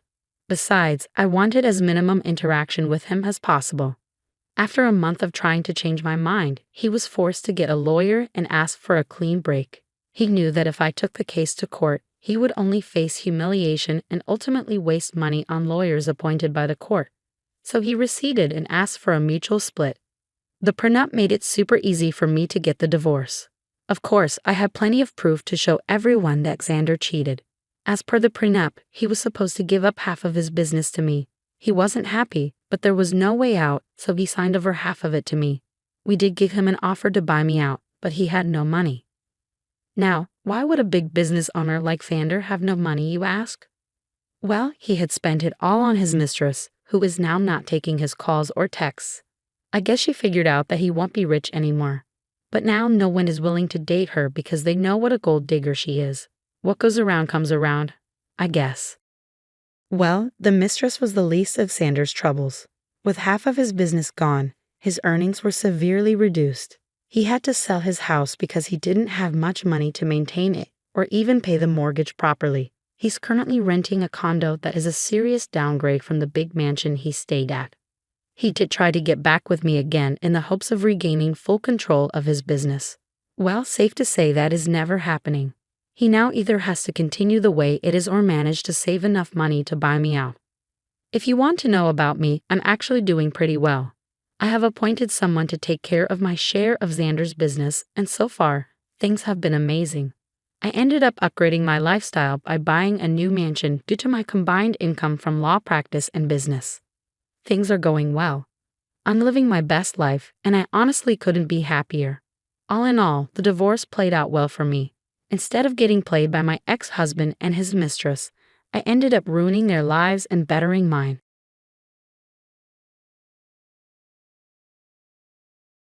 I have a new girlfriend. I'm going to live here with her, so I'm divorcing you, and you're going to go to your parents. I don't understand what you are saying. I don't need you anymore. I can leave you with my parents if you want to be a breadwinner or a housekeeper. Noah, you understand, my parents-in-law and my husband laugh at me. They are the worst kind of people, but for me, it's better that way. Then you all need to leave. My name is Noah, and I am a 32-year-old office worker. I have lived my whole life working. After graduating from college, I started working for a major company. For about 10 years, I worked hard and obtained qualifications for promotions. Thanks to that, I am now department manager at such a young age. I am blessed with a boss who always has something useful to say to me and a group of highly motivated and talented subordinates. I was very fulfilled in my work, but my personal life was not at all fulfilling. I had a boyfriend once when I was a student, but none since I started working. Worried about my situation, a friend of mine hosted a dinner party for me. That is where I met Matthew. He was kind, had a nice smile, and gave me the impression that he was very personable. Since he was the same age as me, we had a lot in common, and it was fun talking to him. We soon became friends, exchanged contact information, and started going out to eat alone together. Then he confessed his feelings for me, and we started going out together. We got along well, and he proposed to me, and we ended up getting married. I was so happy to be married to the man I loved so much, and soon after, I went to his parents' house to greet them. His parents were very kind and welcomed me with open arms. Noah, it's nice to meet you. I can't believe such a beautiful person came to be Matthew's bride, cried his father. I am so proud of my son for bringing a good woman here. Hey, Mom and Dad, stop it. Noah is getting scared. Oh my, if you really think so, you can say it. That's right, it's a compliment, so it's okay. His parents were very friendly and easy to talk to, just like him. Noah works for a major company, doesn't she? Oh no, that's great. It's cool to be a woman who can work hard. Will you quit your job when you get married? No, I'm going to keep working. Well, you've got a good job at a good company. That's better. I was relieved. According to my friends around me, I had heard that their mother-in-law told them to quit the job. They say that they are often told that it is a wife's job to support her husband, so I was glad. I thought to myself that my would-be mother-in-law was generous. After greeting my parents, we were married. My heart was filled with excitement for the new married life that was about to begin. My husband moved into the house I was living in, and we started our new married life together. I'm very happy to be newlyweds with my husband, whom I love very much. I'm happy to be able to be at home with him all the time, and I'm also happy to have him home when I come home from work. 6 months into our life together, my husband said he had something he wanted to discuss with me. If you don't mind, I'd like you to live with my father and mother. What do you mean, live together? Yes, they are getting old, and I am worried about many things. I see. I can certainly understand how my husband feels. My parents are about the same age as my husband's parents, but my brother and his wife are currently living with them, so I have nothing to worry about. However, my husband is an only child, so it is understandable that he is concerned about his parents. Does this mean we are living with my in-laws? Yes, it would, but do they have a room available for us? They use every room for some reason or another. About that, if you like, I think it would be a good idea to renovate my parents' house and make it a two-family house. 2 families. Yes, if we do that, it will be much cheaper than buying a new house. We can live in a beautiful and spacious house while still maintaining our privacy. Right? I see. I thought it was indeed an attractive proposal. My in-laws are very kind people, and we won't be together all the time if we live in 2 houses. It would be less stressful. Really? Thank you. My mom and dad will be so happy. I was happy to see my husband so happy. Later, my in-laws came to visit us, and both of them were very grateful. I even thought that with such a kind and cheerful family, I wouldn't mind not having 2 households. Soon after that, my husband and I discussed remodeling my in-laws' house. The cost would be around $100,000, but as we were discussing it, my husband made a surprising remark.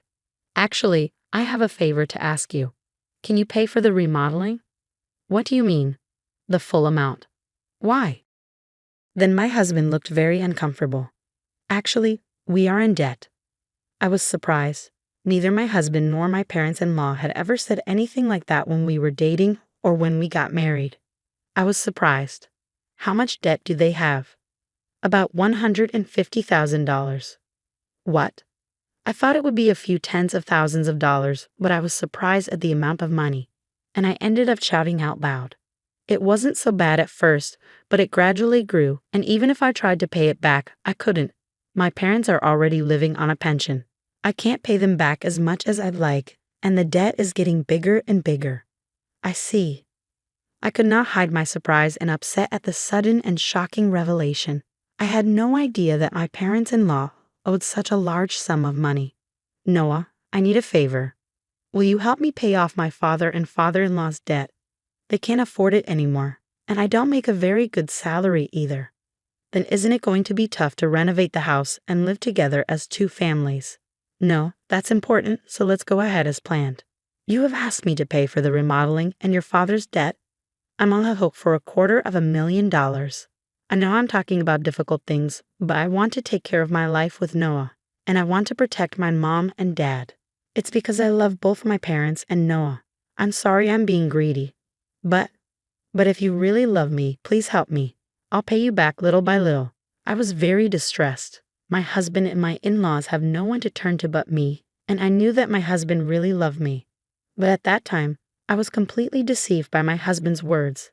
Love is blind, I think, and that is exactly what it is. Okay, I'll pay for it. I agreed to do so.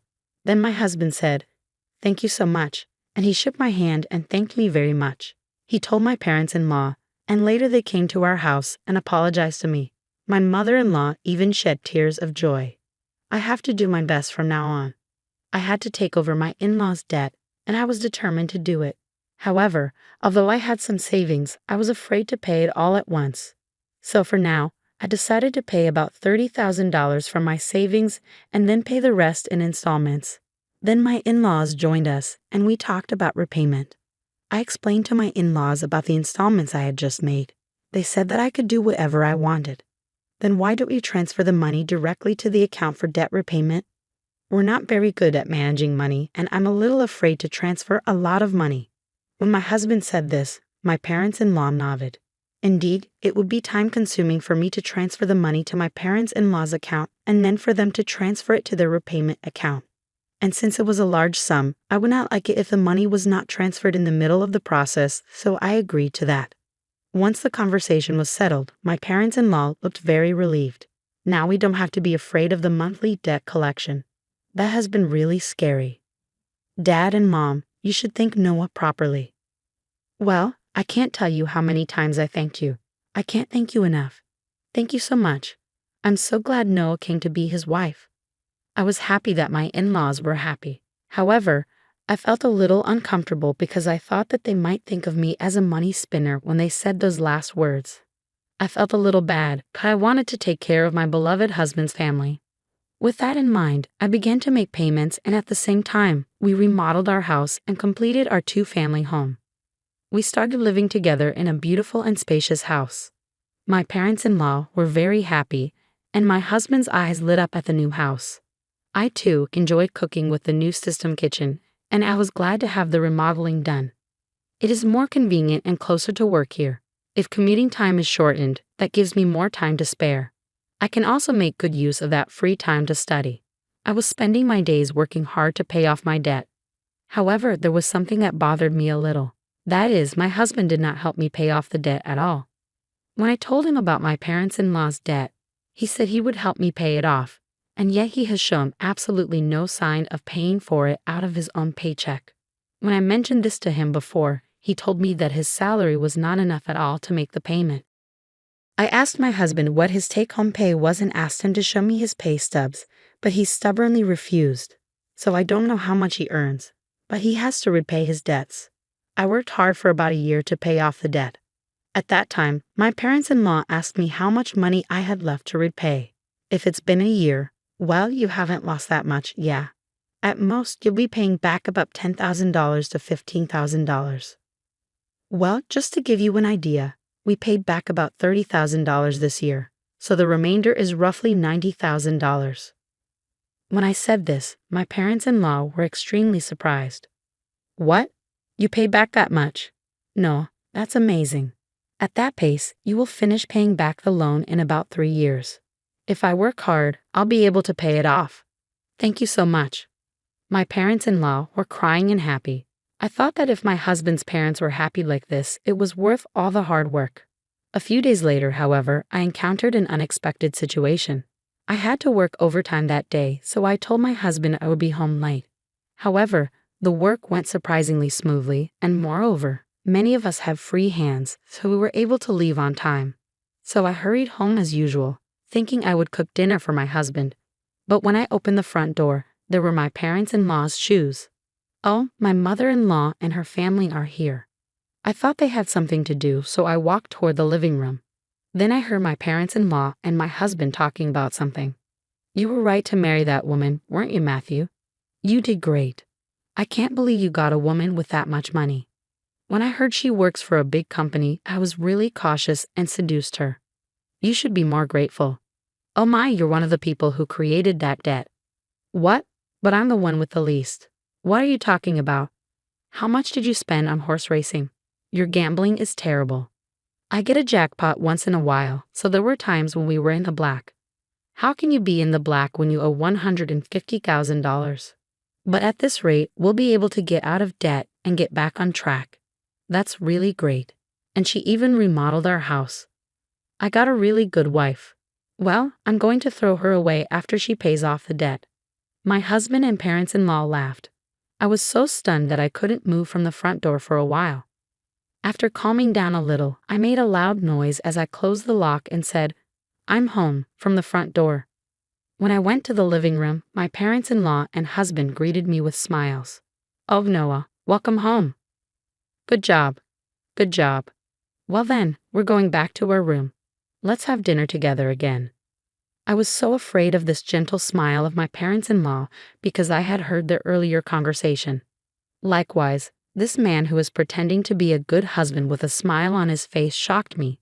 I wondered what I had been doing to try to pay them back. "Didn't you say you had to work late today?" "Yeah, I've been working a lot more than I expected, so I decided to hurry up and cook dinner and came home on time." You didn't know that. I tried my best to act calm until dinner so that my husband would not realize what I had done. Then, when my husband was taking a bath, I stayed in my room and cried alone. But crying as hard as I could made me want to give my husband and in-laws a break.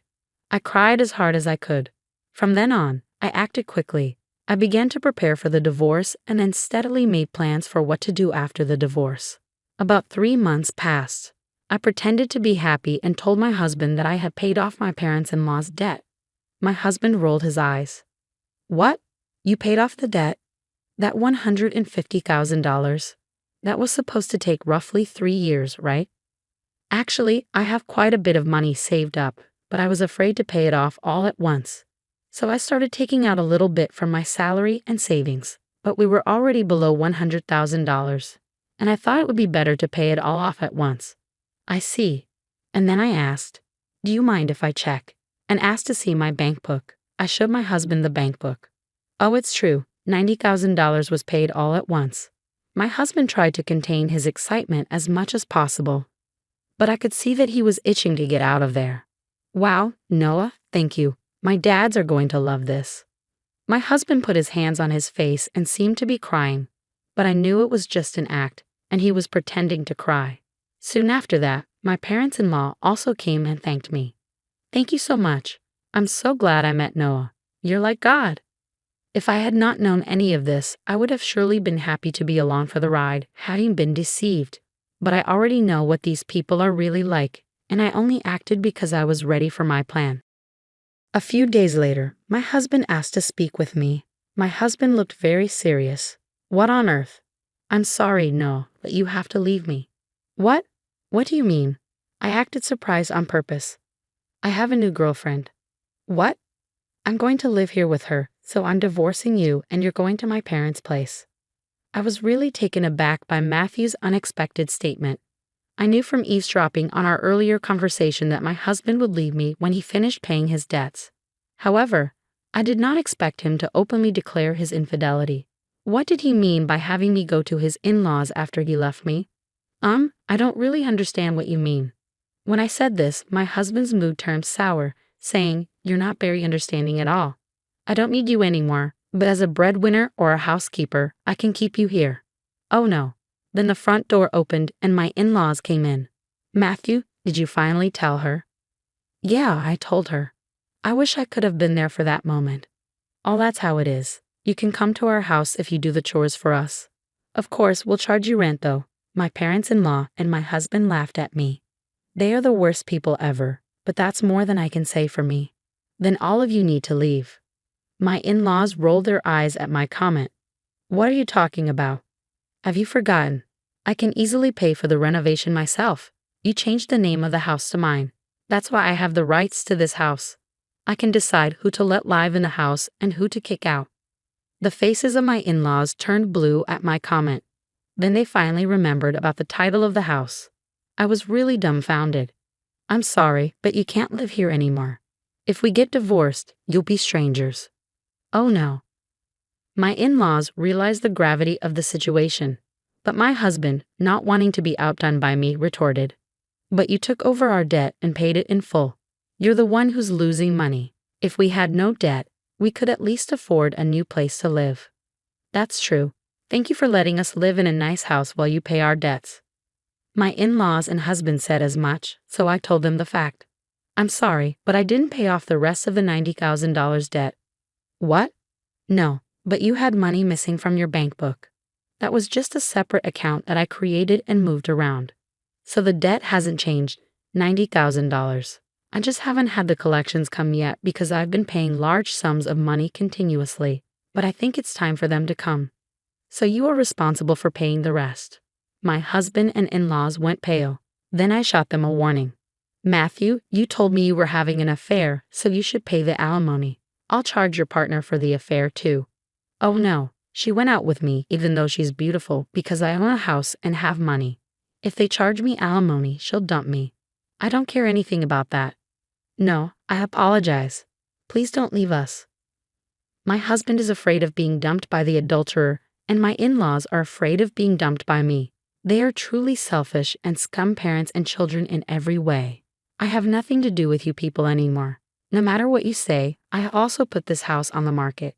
I will also have you pay your debt of $60,000 that I paid on your behalf through my lawyer.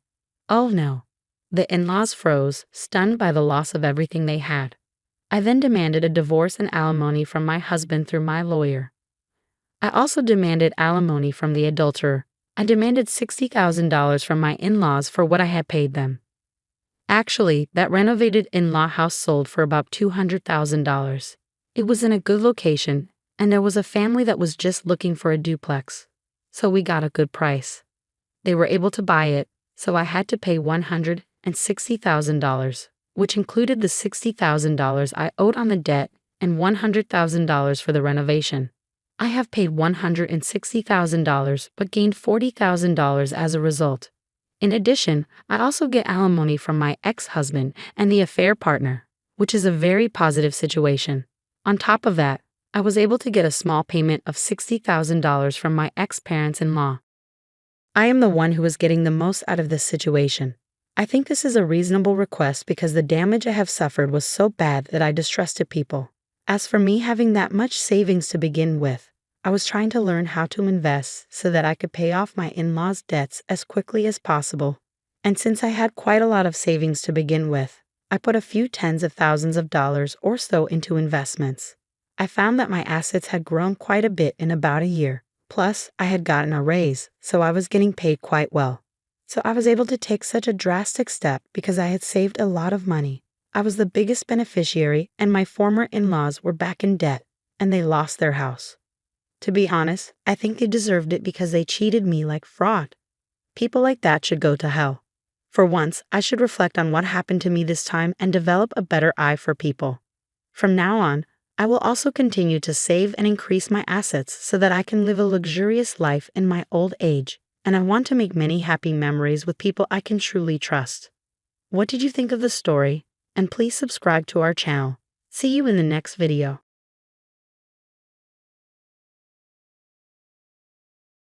Still photographing birds, Eliza? My sister Caroline's voice dripped with mockery across our parents' immaculate dining table. She adjusted her diamond earrings, a gift from her husband Gregory, who worked at father's investment firm and never missed an opportunity to mention it. Someone has to document them before they disappear, I replied mildly, taking a sip of wine. Climate change is accelerating habitat loss at an unprecedented rate. Climate change, my father scoffed, carving into his roast with surgical precision. Another liberal fantasy designed to hamstring American business. I didn't argue. There was no point. In the Richardson family, dissent was tolerated only when it came from my brother James, the golden child and heir to Richardson Financial Group. Caroline, as the well-married daughter who'd produced the requisite grandchildren, ranked second. And then there was me, Eliza Richardson, the disappointing third child who'd abandoned a promising career in finance to take pictures of birds. As my father dismissively described my wildlife photography. What my family didn't know, what I'd carefully hidden for the past 7 years, was that my hobby was merely a cover for something much larger. Eliza's photographs were featured in National Geographic last month, my mother offered, always trying to smooth the rough edges of family conversations. Quite impressive, really. A weekend hobby is hardly a career, James remarked, adjusting his Patek Philippe watch, his latest acquisition, undoubtedly purchased to outshine Gregory's Rolex. The Richardson name stands for financial excellence, not bird watching. I smiled and speared a roasted carrot. We can't all be financial geniuses, James. That's certainly true in your case, he replied with a smirk. Our mother intervened before the conversation could deteriorate further. James, did you finalize that merger you were working on? The Continental deal? James' expression darkened slightly, still in negotiations. There's been an unexpected complication. A private equity firm has emerged with a competing offer. Which firm? Father asked, suddenly interested. That's the strange part, James said, loosening his tie slightly. No one seems to know. They operate through a series of shell companies and private holdings. The market is calling them the Phantom. I took another sip of wine to hide my smile. Whoever they are, they're making a nuisance of themselves, James continued. Continental was practically in our pocket until this mystery investor appeared with a better offer. You'll sort it out, Father assured him. Richardson men always close their deals. I resisted the urge to roll my eyes. The Richardson patriarch had never quite accepted that 1/3 of his offspring was female and uninterested in perpetuating his financial dynasty. How's your little wildlife foundation doing, Eliza? Caroline asked with feigned interest. Still saving the whales or whatever it is you do? Actually, we've expanded, I replied truthfully. The Wildwood Conservation Trust now operates in 17 countries across 5 continents. We're focusing on habitat preservation and anti-poaching initiatives. How quaint, Caroline said, though I'm sure it doesn't pay much. If she only knew. The Wildwood Conservation Trust was very real. I founded it 6 years ago with a portion of my early investment returns. What my family didn't know was that it was merely the public face of a much larger operation. I manage, I said simply. Speaking of managing, my father interjected, your trust fund distribution is coming up next month, Eliza. Your 30th birthday. Ah, the famous Richardson Trust Fund. Each grandchild received a substantial sum upon turning 30, provided they met certain conditions, primarily involving career choices deemed acceptable by the family patriarch. I'm aware, I said. I've been thinking, he continued, setting down his knife and fork with precision, that perhaps we should revisit the terms. Oh, I kept my voice neutral, though I already knew what was coming. The fund was established to support the next generation of Richardsons in building meaningful careers and contributing to society, he said, as if reciting from a memorized script. Your hobby hardly qualifies. My conservation work is my career, father, I replied calmly, and I'd argue it contributes significantly to society. He waved a dismissive hand. Taking pictures and soliciting donations isn't a career, Eliza. It's what bored socialites do between shopping trips. Robert, my mother cautioned. No, Martha, she needs to hear this. I've been patient. I allowed this phase to run its course, thinking you'd eventually tire of it and return to a proper profession. But you've persisted in this foolishness for what, 7 years now? 8 actually, I corrected him. 8 years wasted, he declared. You graduated top of your class from Wharton. You had your pick of positions at the finest firms in the country.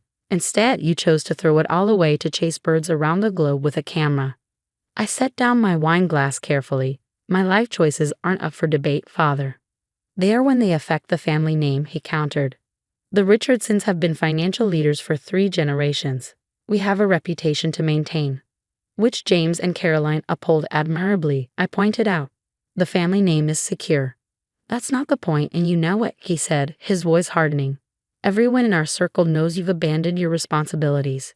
Do you have any idea how it looks when people ask what my youngest is doing? And I have to explain that you've chosen to become a nature photographer. The way he said, nature photographer, made it sound like I'd decided to become a professional bank robber. I imagine it's deeply traumatic for you, I replied dryly. James snorted into his wine glass. This isn't a joke, Eliza, father snapped. I'm considering withholding your trust fund until you demonstrate some sense of family responsibility. There it was, the threat I'd been expecting for years. Not that it mattered.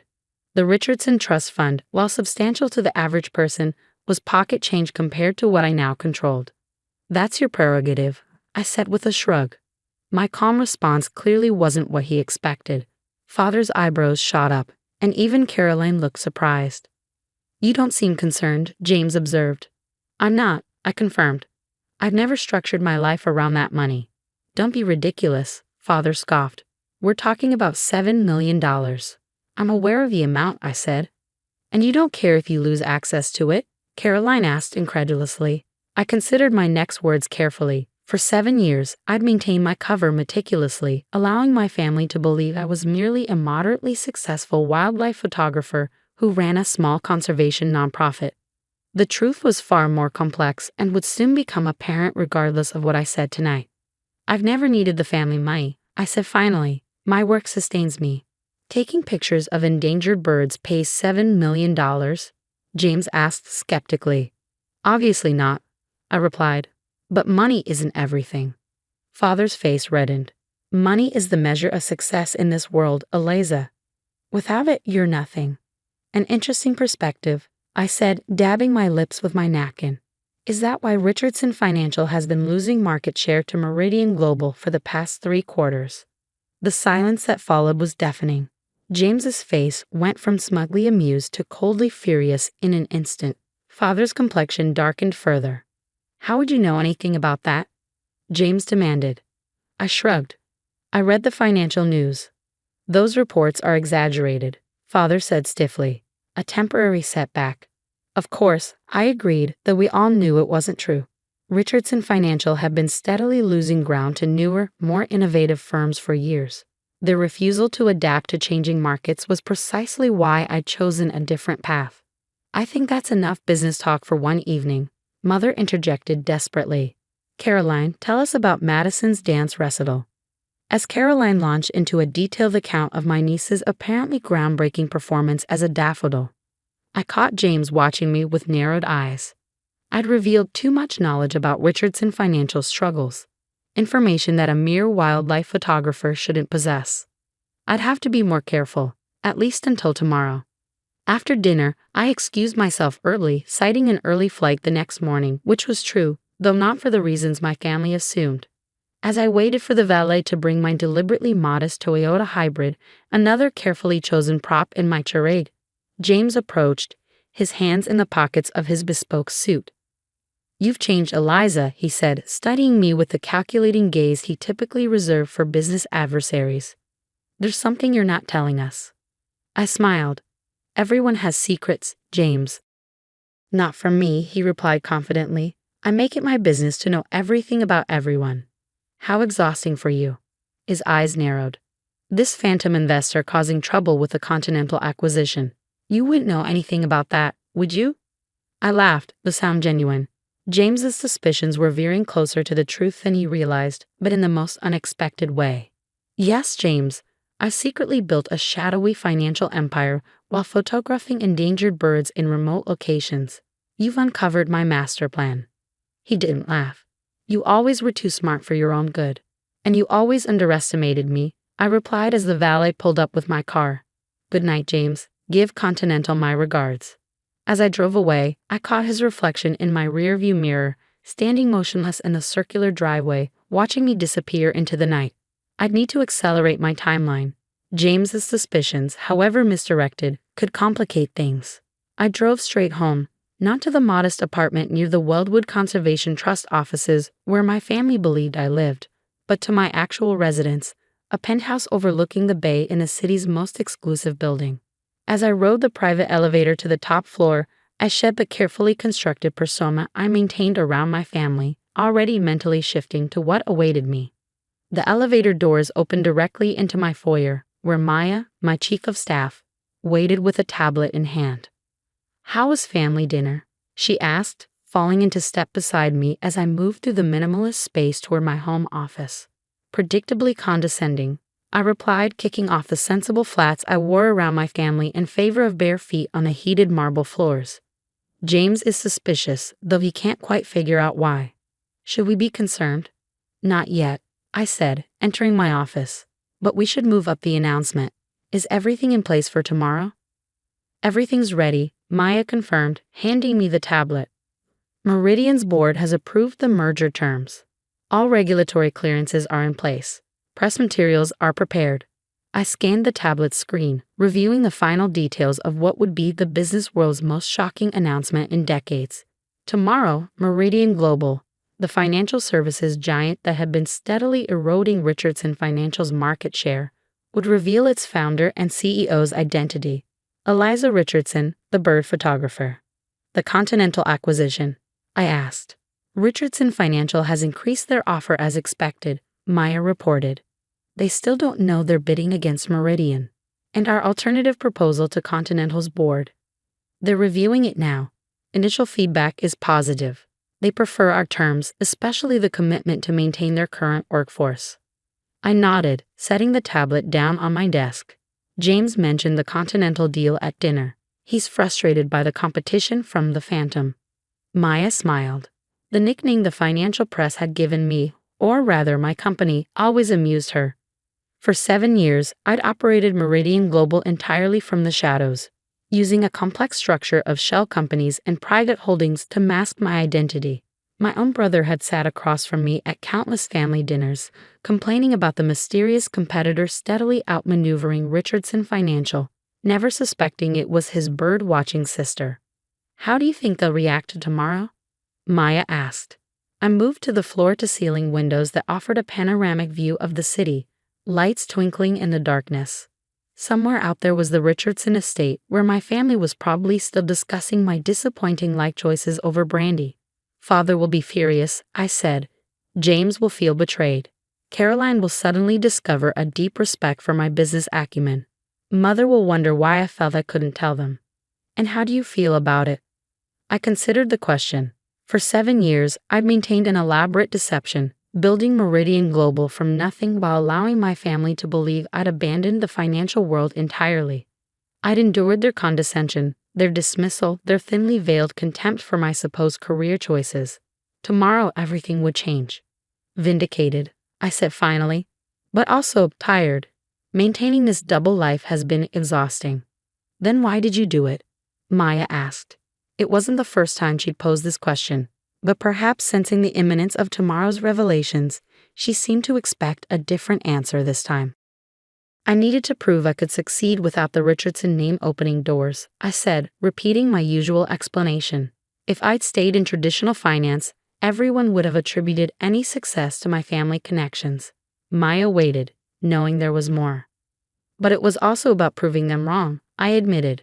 Proving that their narrow definition of success, their obsession with legacy and appearance and doing things the way they've always been done, is outdated. I wanted to build something different, something meaningful. Meridian is hardly a charity, Maya pointed out.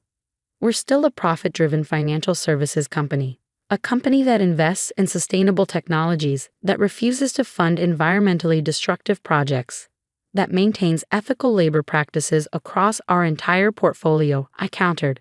A company that proves you can do well financially while also doing good in the world. A company that just happens to be on the verge of becoming larger than Richardson Financial. Maya added with a smile. That part is just a bonus, I said, though we both knew it wasn't entirely true. The competitive streak that ran through all Richardsons hadn't bypassed me, despite my father's belief that I lacked proper ambition. The press briefing is scheduled for 9 a.m., Maya said, returning to business. Legal has reviewed your statement one final time. The merger announcement will go out simultaneously. How do you want to handle your family? I turned from the window. I'll call them after the announcement goes public. No advance warning. Cold, Maya observed. Necessary, I corrected her. If I tell them beforehand, James will try to interfere. Maya nodded, making a note on her tablet. Anything else? Have the helicopter ready at 8. I want to be at Meridian headquarters with time to spare. After Maya left, I poured myself a small glass of scotch, an 18-year-old Macallan, father's favorite. Tomorrow would change everything. The careful separation I'd maintained between my two lives would collapse entirely. The world would know that Eliza Richardson, dismissed by her family as a dilettante wildlife photographer, was in fact the founder and CEO of Meridian Global, one of the most innovative and rapidly growing financial services companies in the world. And then there was the Continental acquisition, the deal James had been pursuing for months, unaware that he was competing against his own sister. By this time tomorrow, Continental would be part of Meridian, not Richardson Financial. It wasn't personal, just business. The fact that it would be a spectacular blow to James's ego was merely a side benefit. I took a sip of scotch, savoring the complex flavors as I contemplated what tomorrow would bring. Part of me wondered if this reveal was petty, a grand "I told you so" to a family that had never taken me seriously. But it was more than that. It was about finally stepping fully into the life I'd built for myself, without pretense or deception. Tomorrow, Eliza Richardson would stop hiding in plain sight. If you like this story, so mention the second part in comments section so the next part will be soon uploaded.